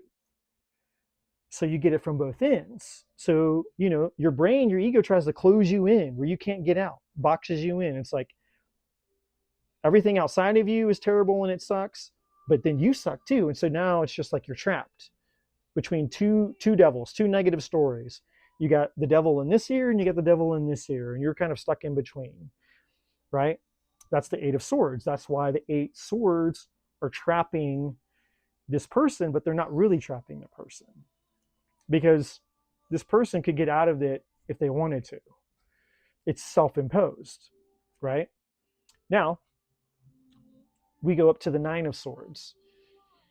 And then the Nine of Swords is basically the culmination of what it is that you really believe. The 8 and the 7 swords are kind of like the external, like what's kind of like on the surface. This is what's really underneath it. The problem is that there's some of the shit that you actually you believe some of this shit. That's the real problem, because this is what's on the bottom of the deck, which is also the Four of Cups down here. So you got the split on the deck here. You got the Four of Cups, and then you have the Nine of Swords. And the Nine of Swords is which is causing the Four of Cups. And so you've got the Four of Cups. You've got these opportunities out here for love, because love wants to find you. I'm going to say that again. Love wants to find you. Love is trying to find you. The divine is trying to send you the desire of your heart. But because you're in this Nine of Swords energy of believing, it's your belief, the power of your belief. The 7 and the 8 of Swords is just the chatter, the noise. The Nine of Swords is what you actually believe. It's the lies and the bullshit that you actually believe are true.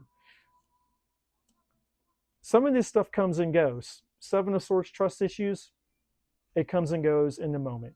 8 of Swords comes and goes in the moment. But the 9 of Swords doesn't come and go in the moment. The 9 of Swords is what you actually believe. And your belief is what's creating this incapacity for you to feel that you can actually experience and have love, and that there's no point, it's all useless, it's all bullshit. And so, but yet you have the sun, and the sun is illumination, it's the truth. What is the truth?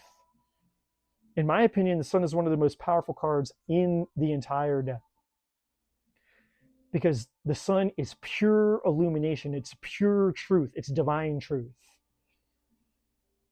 What is the divine truth? Well, the divine truth is attached to why you would even ask the question.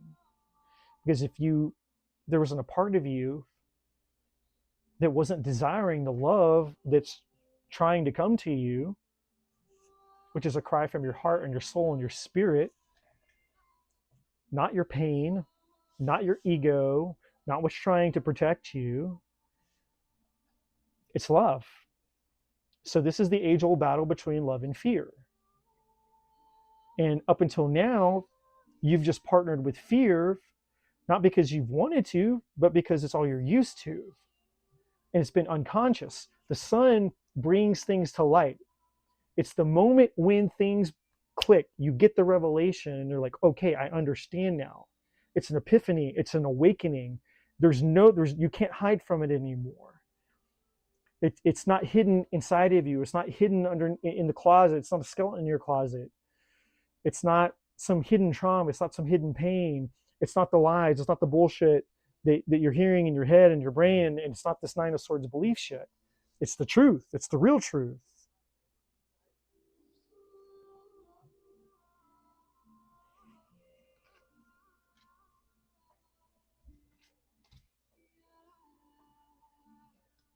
It's the truth you're being called to take action on. And underneath, you have this King of Pentacles here who's wanting to come to you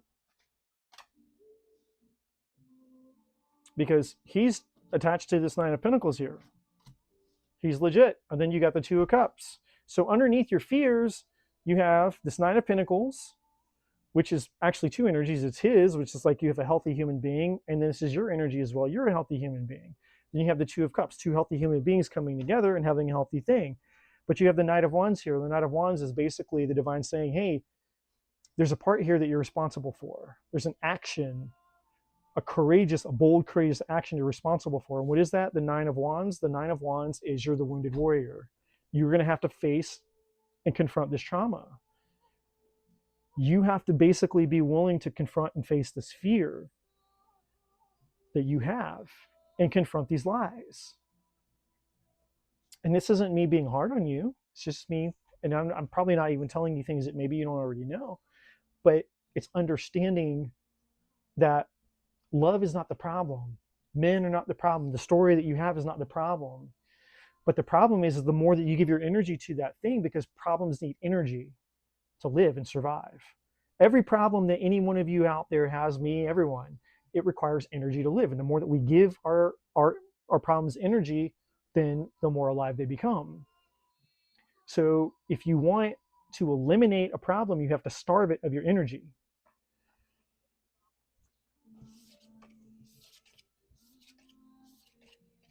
So the Sun card here is the truth. And look underneath that, you can't make this shit up. I just moved this, I didn't even know. The Star, healing, hope, faith, healing, wishes, your dreams come true, your wishes come true. Underneath the truth is you getting everything that you've ever wanted. But there's also the healing that's attached to it. Because healing is only a result of you embracing the truth. And you have this man, this King of Pentacles, there is somebody who wants to come in. And you don't know who this person is right now, by the way. The High Priestess is there. But you are going to have to be able to trust, in order for you to be able to trust yourself, which is also part of the High Priestess energy, to really know the truth when this person shows up, so you can recognize them when they show up. You can feel it. You have to heal. You have to heal to feel, and you have to feel to heal. It goes both ways. And then you have a future waiting for you, the Three of Wands. There's an opportunity for you to move into the future of your desire. So yes, you do have love coming towards you. And hopefully that makes sense. Jean asks, may I ask what I and feelings, intention, next action, what else do you think I need to know towards what I need to know towards me using just tarot? Would you be opposed to using a different tarot deck? I'm never opposed to using a different tarot deck. What tarot deck does Jean need?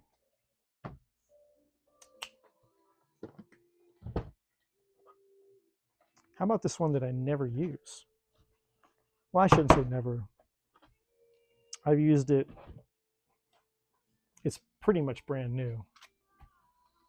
And I love it. It's like watercolory. Also, I just made a brand new tarot deck. I finalized it, and I've just got to get it sent off to get printed. How do you become part of the lost or the losers? Crazier says, how do I become a loser like you guys? Well, you're here. You're one of us. You're part of the loser clan. You're part of the losers already. You're here. All right. For Jean. Her own deck. This is now formally the Jean deck.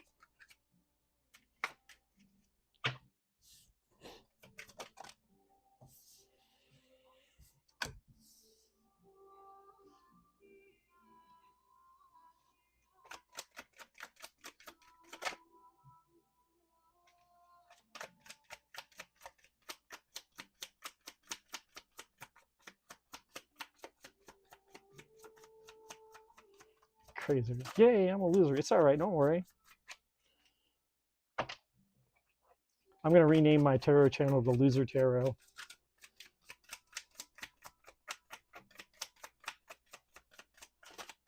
In the 90s, it's cool to be a loser because it was the grunge era, and I'm going to bring the grunge era back. I am going to bring the grunge era back, and we're going to call it Loser Tarot. You inspired an entire new movement, an entire new era. Crazier.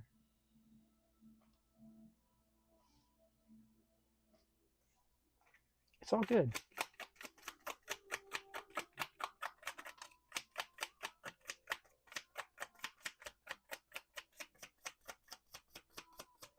I said I was leaving an hour ago. Yeah, I always leave an hour ago. I got a few things. I got to do a few readings before I leave. I can't just hit it and quit it when I've not been here in a hot minute. Although my girlfriend's probably like, where the hell is he? And it's all right. She can calm her bones.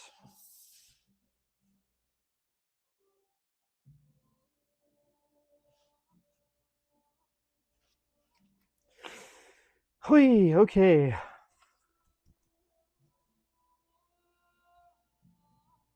I lied to you?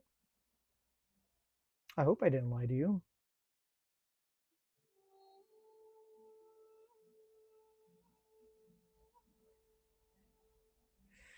Okay. So this is what we got at the bottom. We got this Tower card. We got this King of Cups, so I'm assuming that's him. We got this here Justice card. And we got this here Ten of Cups.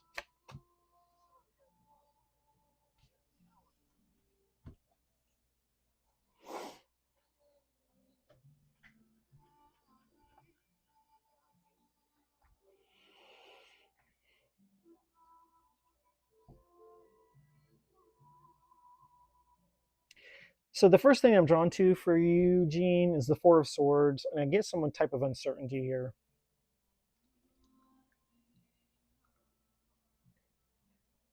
But there's another energy of healing too.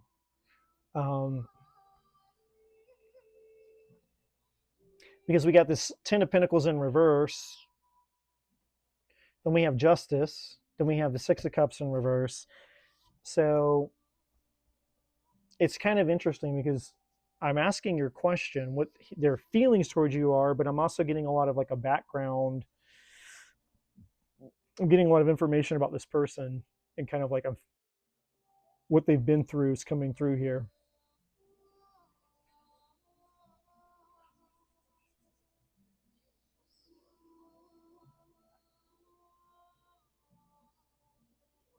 I feel like this person's searching for something,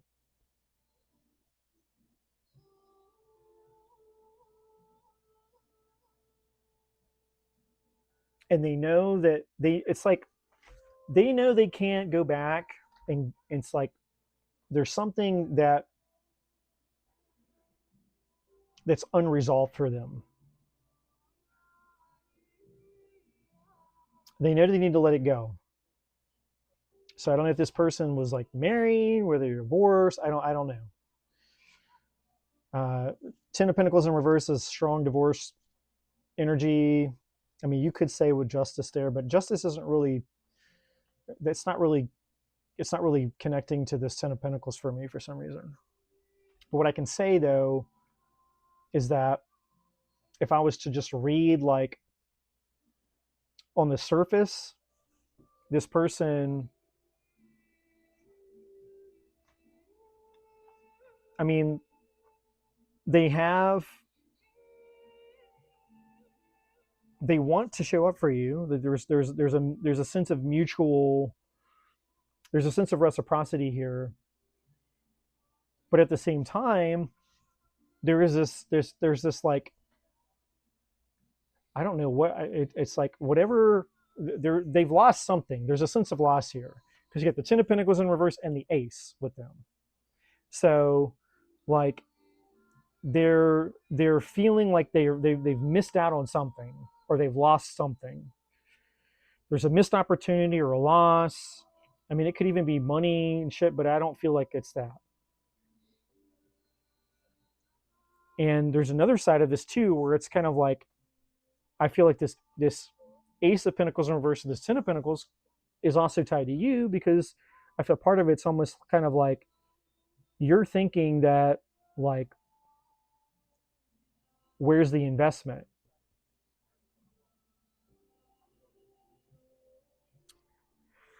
We have the Page of Wands here, so there's obviously at least some chemistry and connection.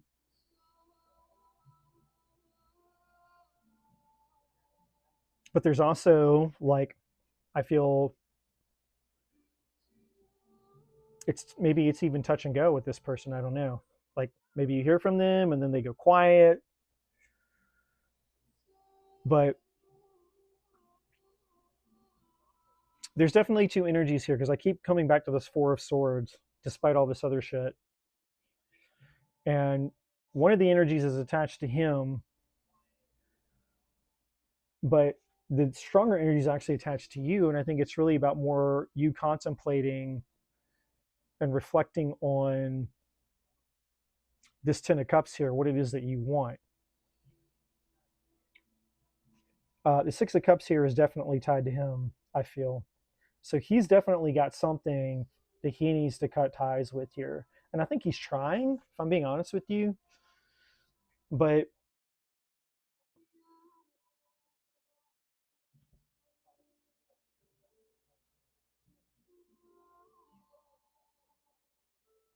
for some reason, for some reason, it's not easy for him. Why is it not easy for him? Why is he not able to let this thing go? He's trying, but he's not. It's hard.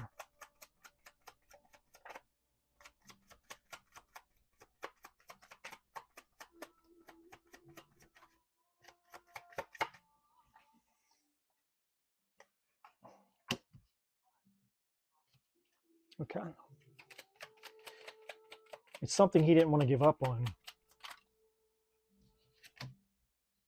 Yeah. Something he didn't want to give up on. The Death card in reverse, the Nine of Wands. And he feels responsible.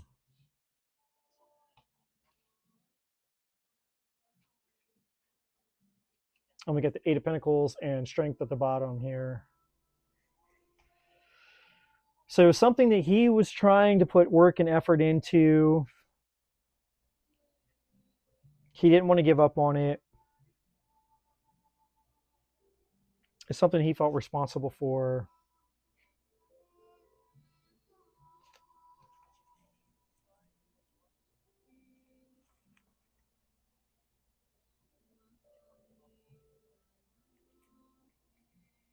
It didn't go the way he wanted. So this tower here changed everything for him. So whatever happened here with this tower, why is the tower here?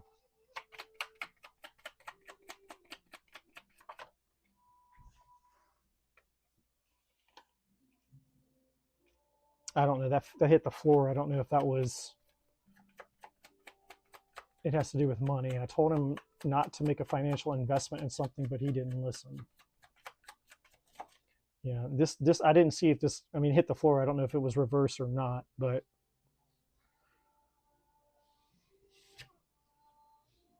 okay. Something he felt very strong. He's very passionate about it. The temperance here. I mean, that temperance card, it could have been in reverse. That would make more sense. So it's something he lacked moderation or patience in. I'm not sure. We got the Three of Cups, excitement here, passion, excitement, the world, the star. And there's the Page of Wands again. But the Four of Cups at the bottom of the deck. So there was something he put a lot of hope and a lot of effort into. There was something that he really, really, really, like, maybe it could have been a dream. That's what I'm getting with the star here. There was something that was exciting. It was fun. Something he was passionate about. Something that made him that gave him a sense of purpose. We get the Four of Cups at the bottom of the deck, and whatever it was, it blew up on him. So that makes sense of this. And so the Six of Cups in reverse is obviously tied to that tower. So whatever he lost is he's still fucked up over it.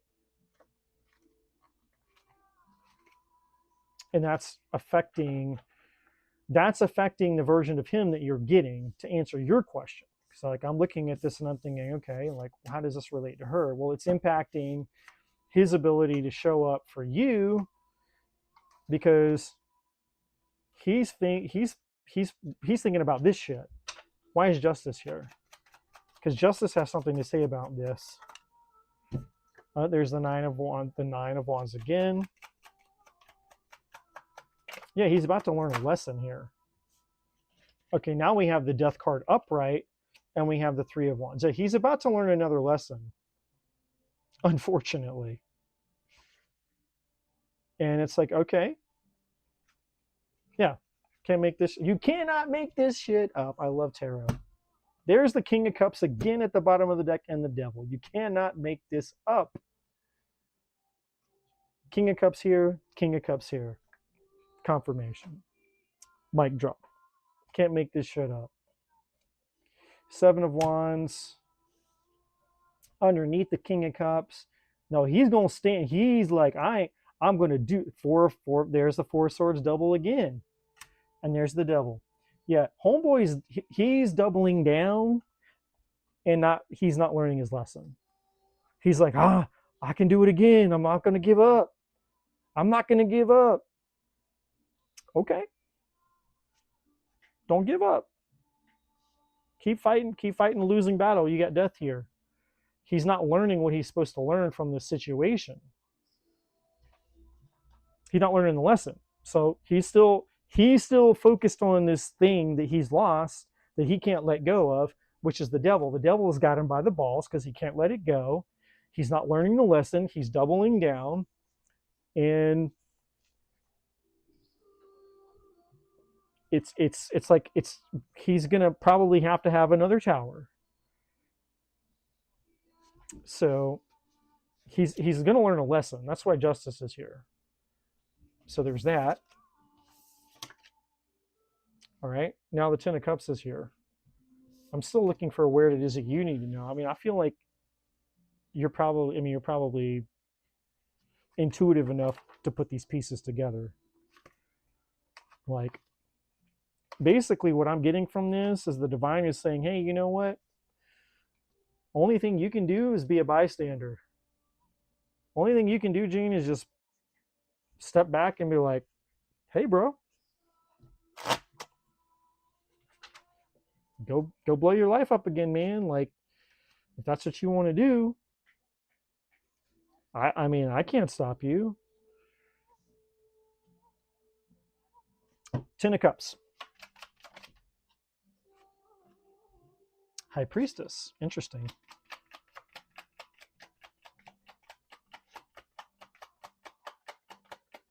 His intuition is telling him that fulfillment is elsewhere. He's chasing after, yeah, he's not listening. He's conflicted here. You got judgment. So the divine is screaming at him with justice and judgment. It's like, dude, you're chasing the wrong thing. That's not your fulfillment. Yeah, there's the ego. Double fives. So it's his ego that's creating all this conflict, and he's not listening to his intuition. He's not listening to the divine. He's trying to be guided towards his actual fulfillment, and he's not listening to it. So you got strength at the bottom of the deck. And so, like, and then underneath that is the devil. And then there's the Queen of Swords, there's the Four of Wands, there's the Ace of Wands, and there's the Eight of Swords. So this is basically like you at the bottom here, from what I can see, and there's your card, Leo. This is you kind of like having compassion on him, you're understanding. You're like, hey, dude, I get it. I understand your struggle. We all have them. There's the devil. That's what he's enslaved to right now. But you're also like, you know, you're gonna tell him how you feel. You're gonna be real with him. The Queen of Wands. And you're like, look, you know what I want. There's the Four of Wands. This is you saying, this is, you know what the fuck I want, and I've told you what I want from fucking day one. Like, and then there's, you know, the Ace of Wands, and there's the passion and desire on both your guys in, but then there's him trapped in his shit. So I feel like you get a part of him when he's not caught up in his devil, whatever this thing is, when he's not caught up in the devil energy of his temptation and his vice, you get the part of him. And so, you know, it's like you get parts of him when he's available in that way.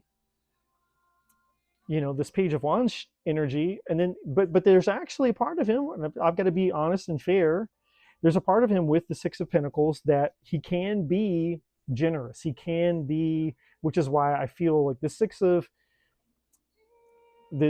Pentacles is one of the reasons why you're drawn to him, because he does have a part of him that's, it's like, okay, I can see this part of you that's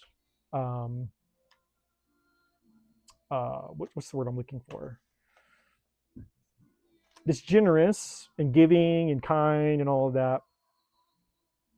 But it's this other shit. It's his vice. It's that, the thing that he struggles with. I don't know if he's like a life path 8. I'm not sure. I don't know. But whatever his thing is, he's seeking this, but he's not realizing that he's off the mark. He's way off the mark. But he's convinced himself that in order for him to find true fulfillment, this Ten of Cups, it has to be this thing that he will not give up on. That's what I get. But he's going to learn a lesson, because the Tower obviously hasn't taught him. So he's going to have to learn. He's going to have to learn another way, unfortunately. So I feel like, I mean, what are his feelings towards you? Right now, they're more small and playful. It's page energy. It's Page of Wands energy with Six of Pentacles. That's his feelings towards you right now. It could be more, but he's caught up in this other shit.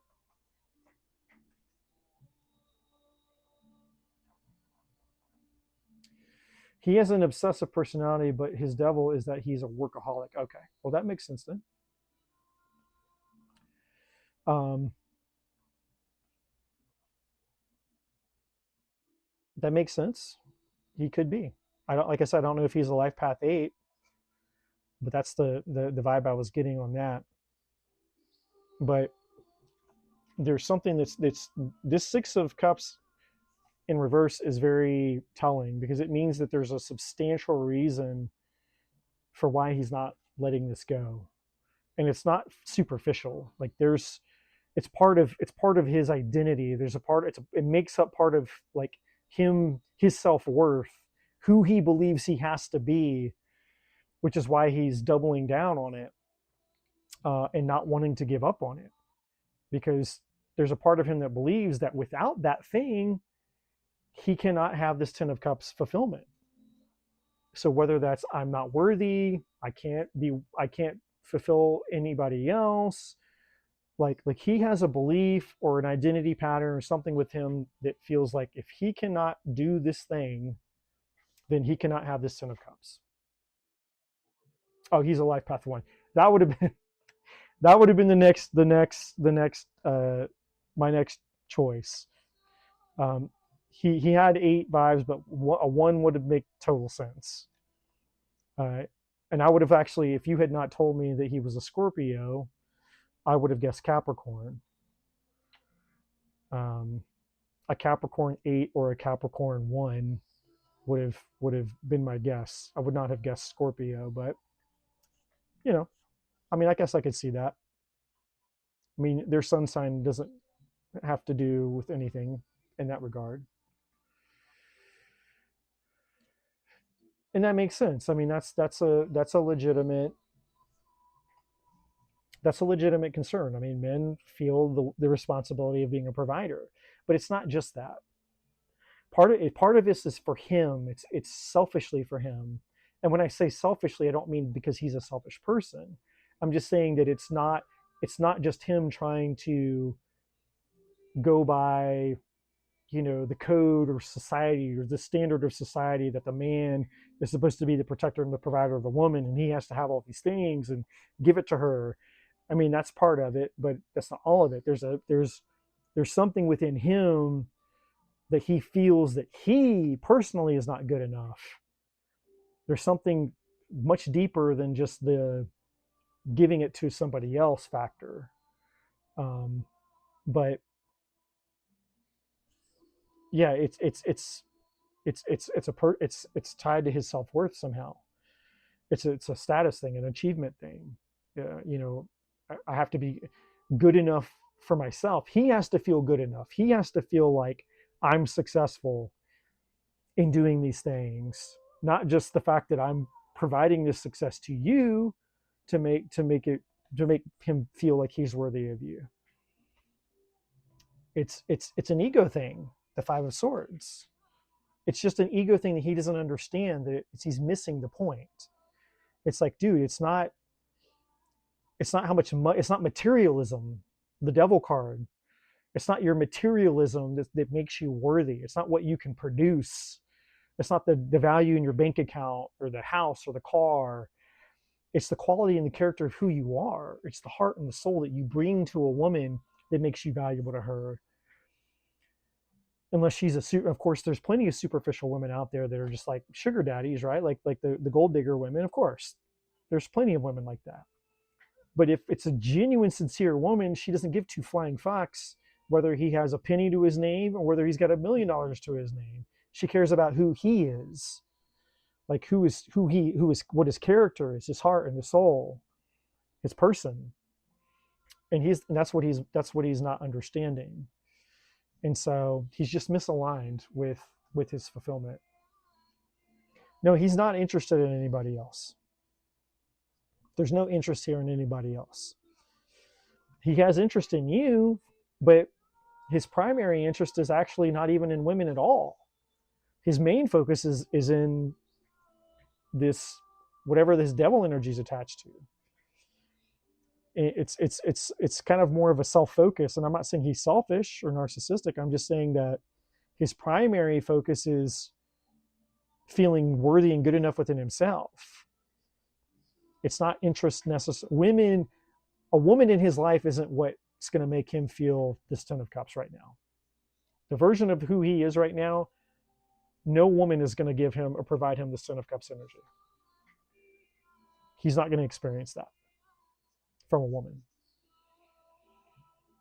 or a family.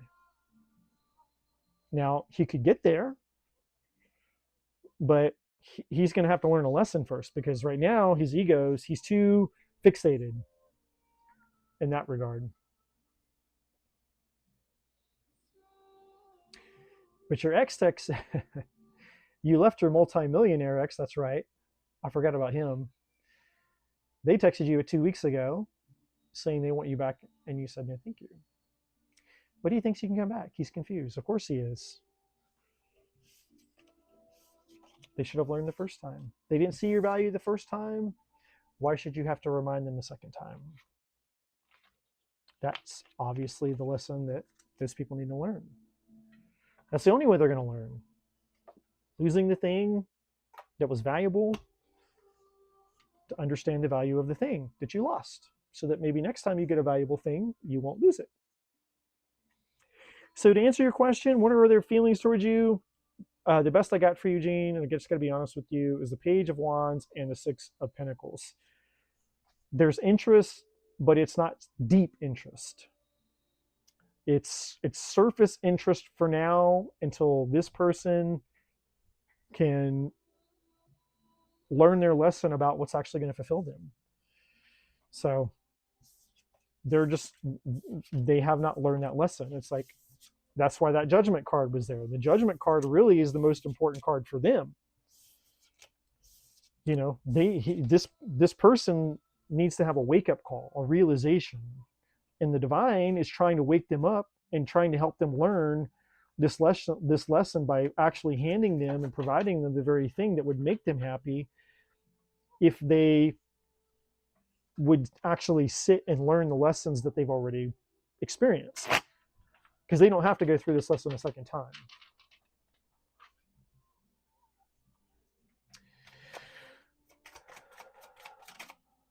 So what their next actions towards you would be. All right, I'll give you 3 real quick.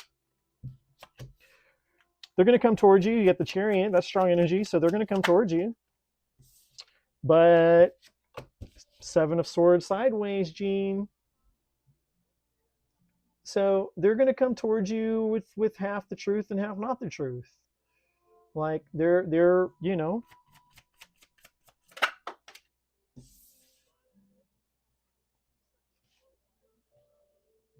the 4 of Pentacles. Yeah, they're not holding on. They're not holding on to this. Like it's not like they're sitting holding on to this tightly. You have the 5 of Wands. They're, you know, to me, this is more about inner conflict than it's actually conflict with you. And then there's the 8 of Pentacles. They're going to put effort. I mean, there's a level of effort here, but there's conflicted energy. Strength, there you are, and there's the 5 of Cups. There's a lot, the regret. So they're probably going to come towards you. This isn't hiding things. I don't think they're actually hiding anything. I think this is more of just the fact that they're not coming towards you and telling you everything, revealing everything. They're not going to tell you all the truth. They're not going to expose everything. You know, there's some regret, and there's some loss here. So some of it's, you know, they might come and tell you, hey, I'm sorry, blah, blah, blah. There might be an apology coming towards you, hoping for some type of compassion here with Strength. This is your energy, by the way. Yeah, the 4 of Wands is underneath that. And then there's the offer, the Page of Pentacles. So they're going to come towards you and make an offer towards you. I mean, maybe they have a wake-up call. Maybe they learn something. I don't know. But what are they going to do? They're going to come towards you. The Chariot, the Page of Pentacles, 4 of Wands. I mean, that's all like coming towards you energy. But that 7 of Swords sideways is just, hey, You know, they're not going to expose everything to you. That makes sense. Okay, I might have enough time to do one or two more. Tegan, if you're here, you can ask your question. I'll probably do some quick ones here, some 3 cards for you guys, really quick. You're so welcome, Jean. Thank you for always being here and helping me out for like the last 10 years. Tegan, if you are here, you may ask your question. And also for those of you that are here, subscribe and like my channel if you don't mind.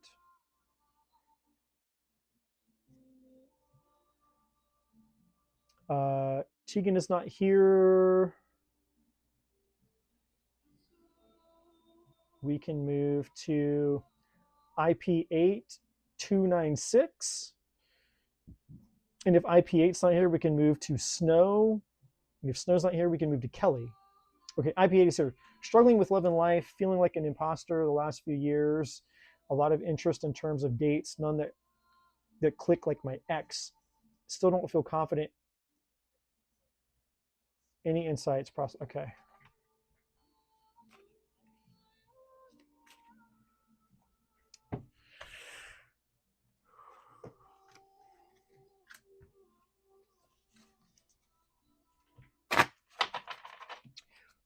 So before you even pull a card, the divine is saying there's something around you that you're missing, and it's something that you're taking for granted. There's something that you're taking for granted. You're not seeing, you're missing out on the beauty of life right now because you're focused on what you don't have instead of what you do have. Now, I've got good news for you because you have a new start is coming. Nothing is set in stone yet, and a new romantic cycle begins.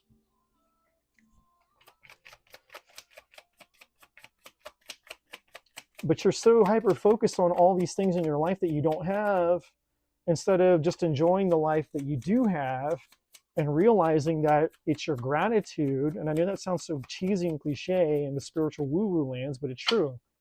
Instead of you just actually being more chill, and it's more about the energy. It's more about the energy that you're in that's attractive. And that's what gratitude is about. Yeah, there's the Temperance card. That's exactly what that is. So here's your whole reading. It's so simple. It's so simple. 8 of Swords is your problem. Bottom of the deck. This is the problem. Your 8 of Swords. It's just that you're limiting yourself by allowing your negativity to run the show. Ace of Cups. This is, you got new love coming to you.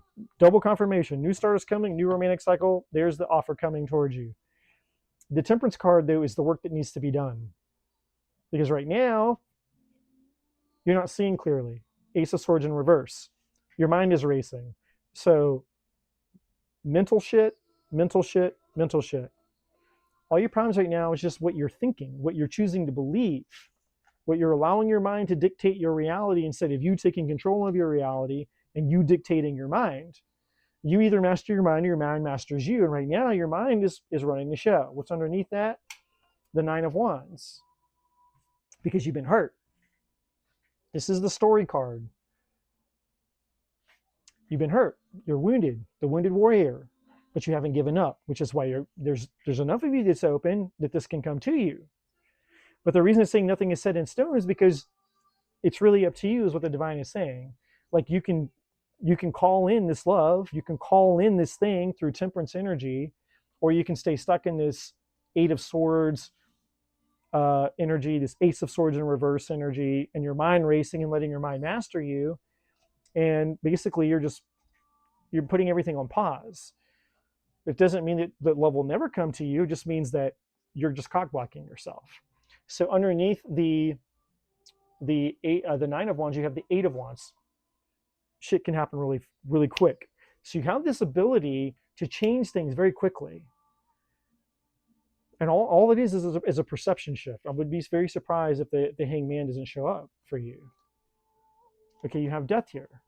Death is a card of transformation.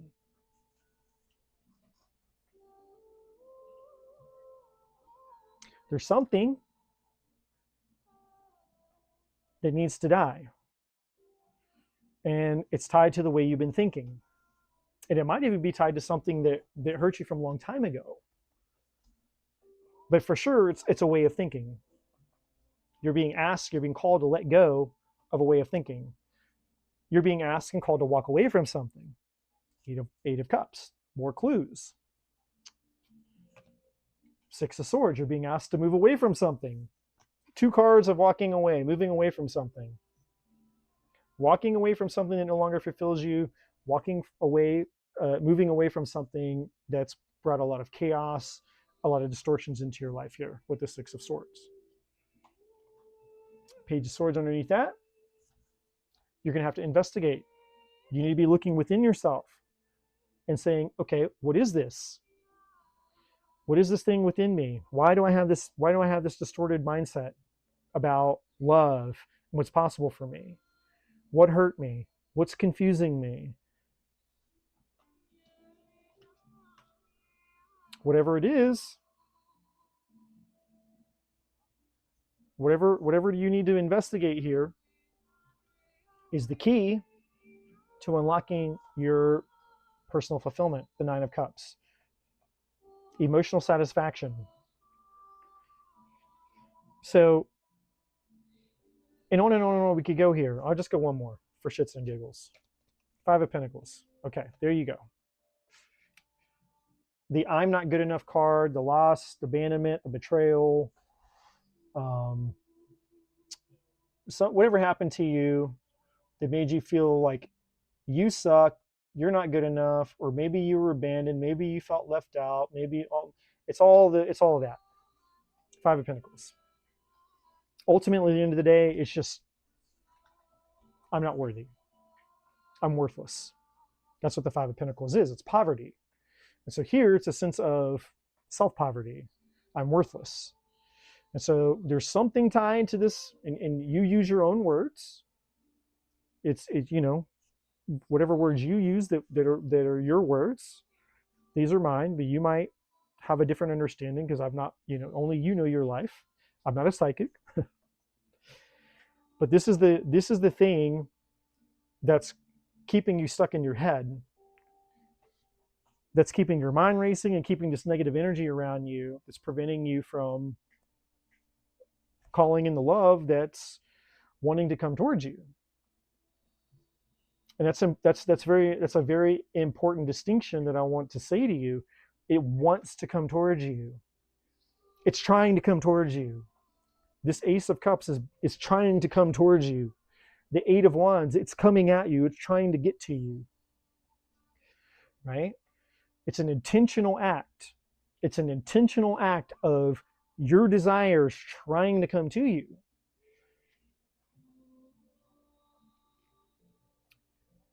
That's what the angel is here. The angel is here with the Two of Cups in their hands, which is the relationship. It wants to come to you.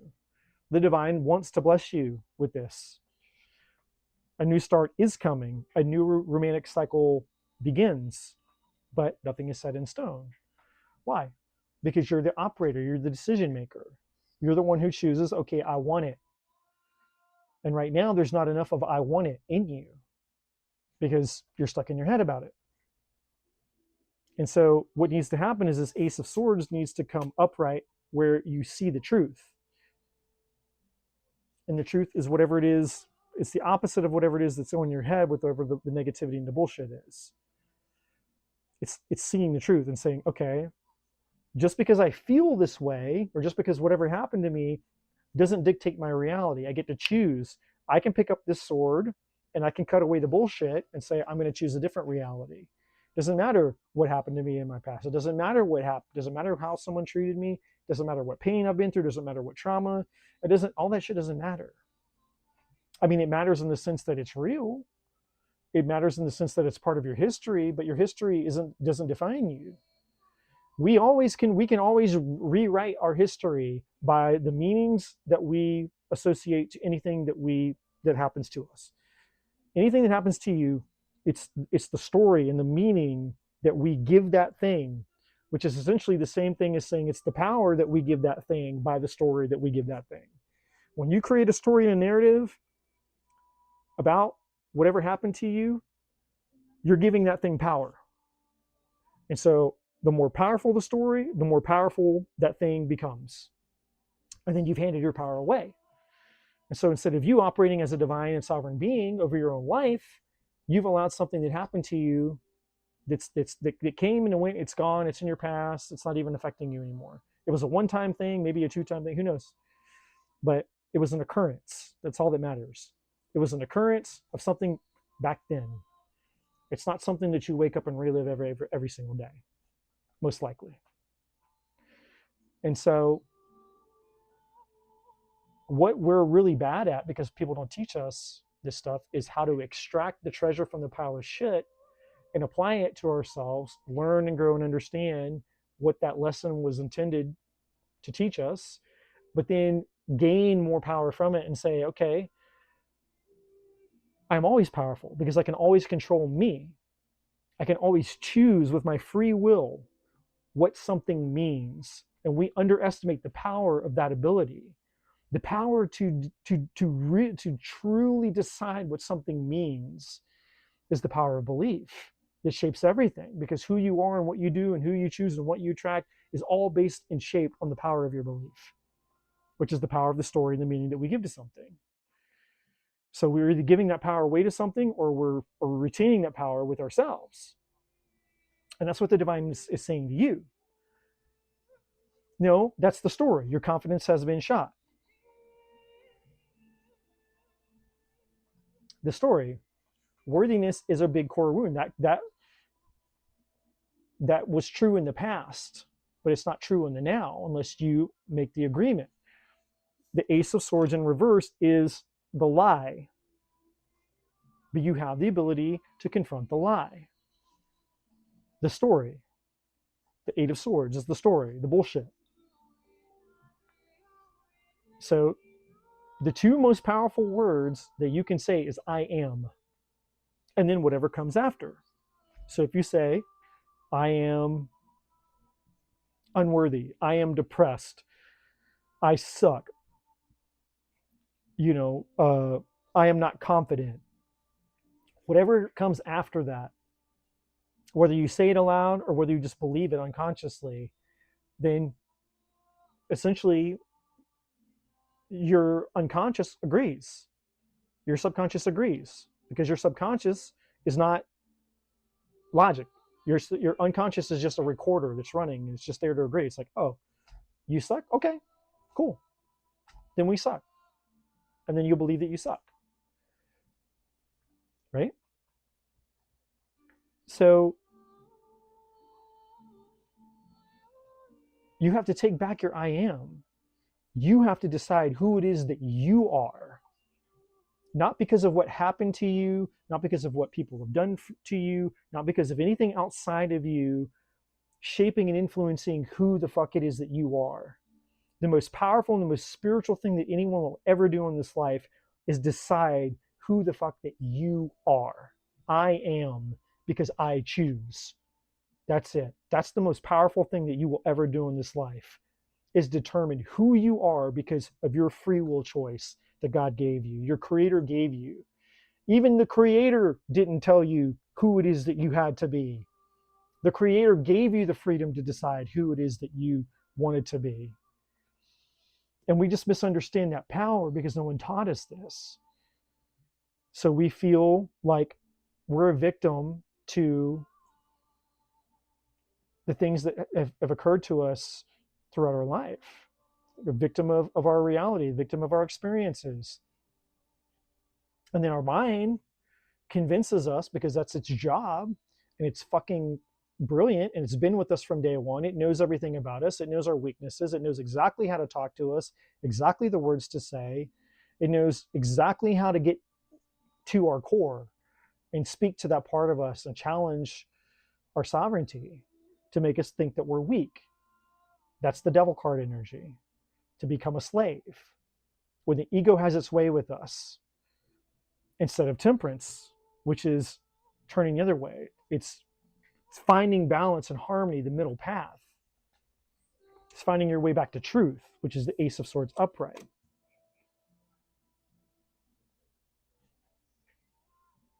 The divine doesn't create anything that's unworthy. The divine doesn't create anything that's broken. And just because you've experienced those things doesn't mean that you are those things. You've just had an experience. That's all that it means. And you get to choose whatever that experience means, and you can make it mean anything.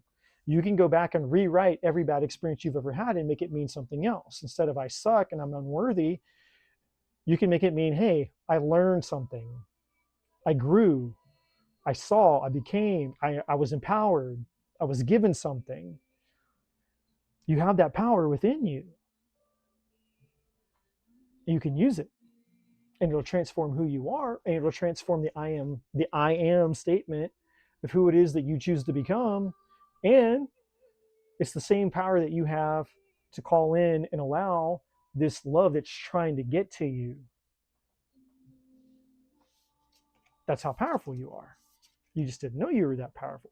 You didn't know that even though you had all of this Eight of Swords shit going on inside of you, all of this confusion and internal bullshit that wasn't real, there was a part of you that was still so powerful that it was overriding that and saying, hey, you know what? I still want love. There was a part of you that wanted love more than you wanted this lies and these fears and all this shit, which is why it's been trying to get to you. It's knocking on your front door, basically.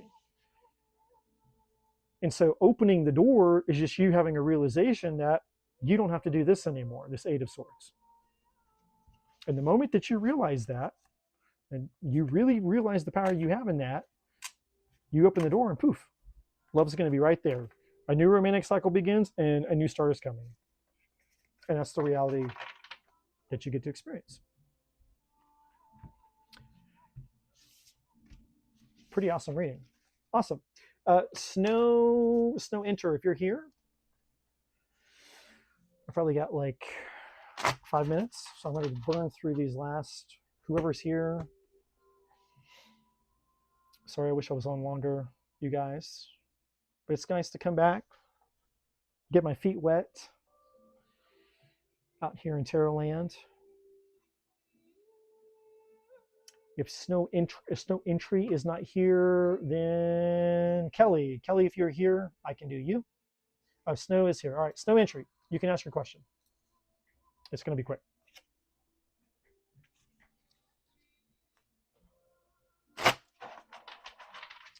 You're welcome, LP. And for those of you, please like, share, subscribe, all the things. If you'd like to be part of the free community that I mentioned at the beginning of the reading, the link is in the description. It's completely free to join the free community. I'd love to see you guys there. Is there someone who misses me and thinks of me?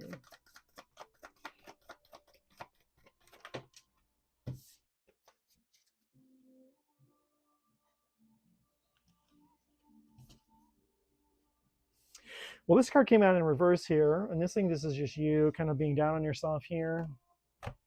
It says you got you and your loved ones are safe and bring love into the situation. So I think you're just being hard on yourself and being down on yourself about something. I mean, obviously you're asking this question because something probably happened. And this is just kind of like a scared way of asking a question. Yep, there's the answer, the Five of Cups. You're scared to ask the question directly because you're afraid that you will get the answer that you don't want to hear. That's why the Five of Cups is here. The Ace, and then you have the Queen of Swords here. And the King of Swords. Okay. So you had a situation here.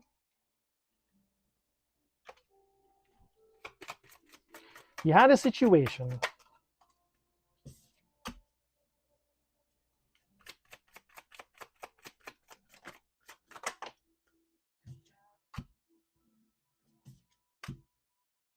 Some things were said, but whatever this is can be worked out. So You have to have courage. And I think the courage, if I'm going to be honest with you, if I were you, I would do it. I would reach out, because we got the Queen of Wands here, we got a King of Swords, but we got a Queen of Wands here. So this is basically the divine saying, hey, you just need to reach out. You need to reach out to this person, and you need to be honest. Maybe take accountability. I don't know what happened, but Three of Pentacles is talking it out. Page of Pentacles is making the move, bringing the offer. The Ace of Swords is being honest, but seeing things clearly. The Ten of Cups is obviously the connection that you guys have. So you have a strong connection with this person. They have a strong connection with you. You guys had a thing. You regret. They probably have feelings of regret too. It's not a loss, but you're being called and asked to take action here. You bring love into the situation. You and your loved ones are safe. Basically saying, hey, if you bring love back into this, things will work out. This card was in reverse, but you can turn it upright. Fiery climax approaches. Right now, it's saying, hey, you guys are distant because you feel rejected by each other. You're feeling rejected and they're feeling rejected. But you can turn this card in reverse, and you guys could be banging your brains out until the sun comes up, and makeup sex is amazing and awesome and all the great things, and I think you should do it. Yeah, and underneath the Three of Pentacles is talking about whatever this thing is, but talking about it in a peaceful manner. Whatever the disagreement is, the two of Swords, whatever you guys got into a fight about or a conflict about, you need to talk about it peacefully. Don't start another fight. And if you do so, you talk about it peacefully and you bring love into the situation, you'll have success. The Six of Wands. What can you do if you love him? Go tell him. Put your ego aside. Go tell him you love him. And be curious. And be curious. And be curious. And be more curious. And be more curious. And try to understand their perspective. Try to listen. Try to understand.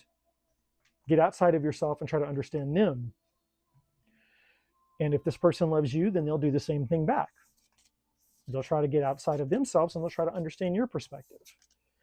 And when you bring love, when you bring that disarming energy towards this person, I have a feeling that their walls are going to come down and you'll get that back in return. And so I feel the lesson that you're needing to learn right now is to make the first move and learning how to step into your confidence. That's why the Queen of Wands is out here.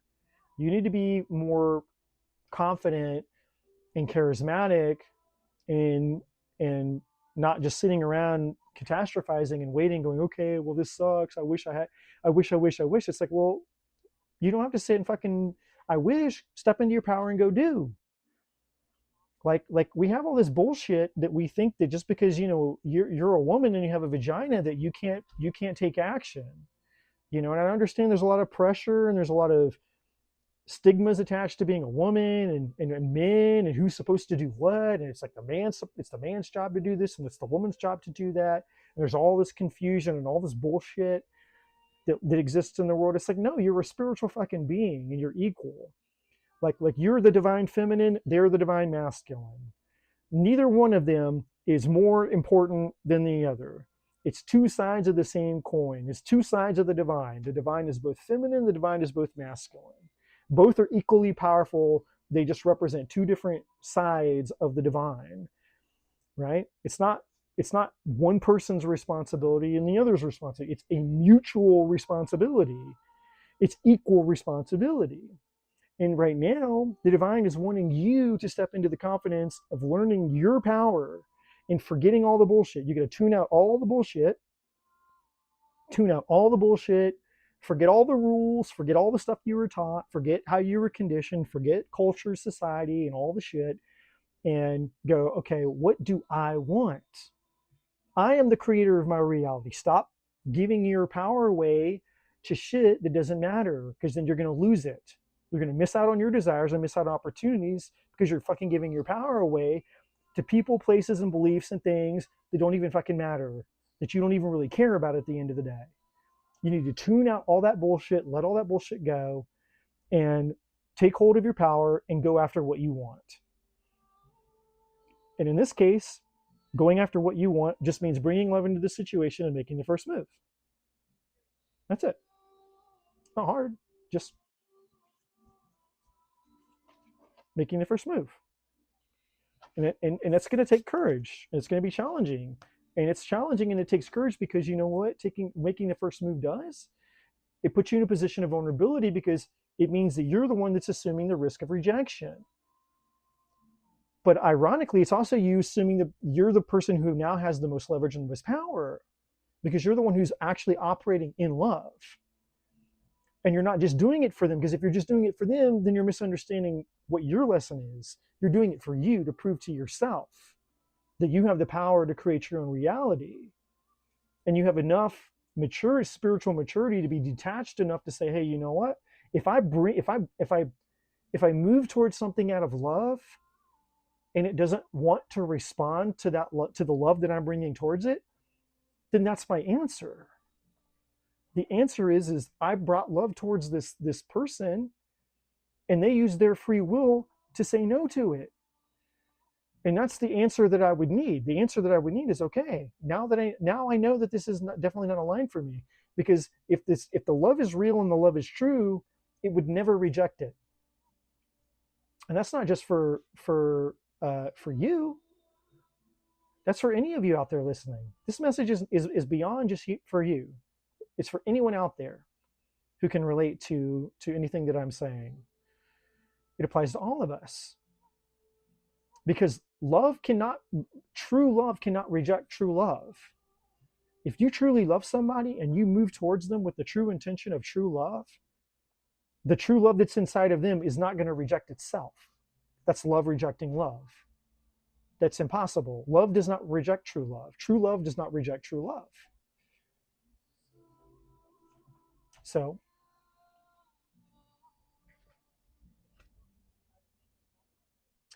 with that being said,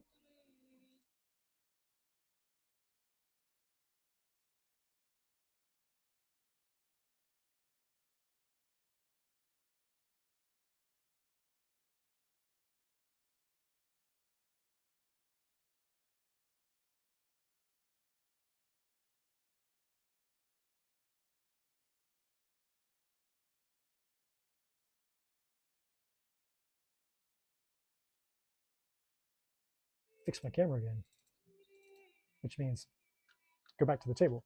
All right, who's the last person on the list?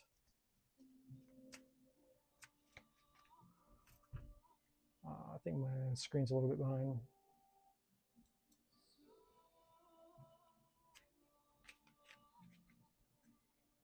Kelly. We're going to have Kelly. Kelly, if you're here, I'll just do Kelly really quick. Kelly, if you are here.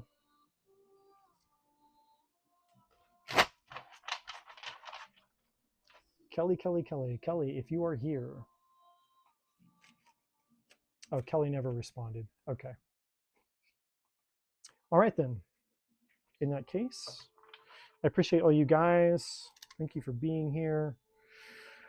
I will be back soon because I've got a lot of things to share with you all. And I could not get to all of those things tonight, but I'm excited to share a lot of things with you guys. Check out the link to the free community. It's completely free. It's in the description. And also you can go back to the beginning of the video if you are interested in checking out my new book, Confessions of Eden, A Mystic's Guide to the Meaning of Life, where I share all about myself, my spiritual journey. There's all kinds of cool shit in there. With that being said, I appreciate you guys. Gene, I'll see you soon, my friend. Thank you so much for your help as always. Appreciate you guys.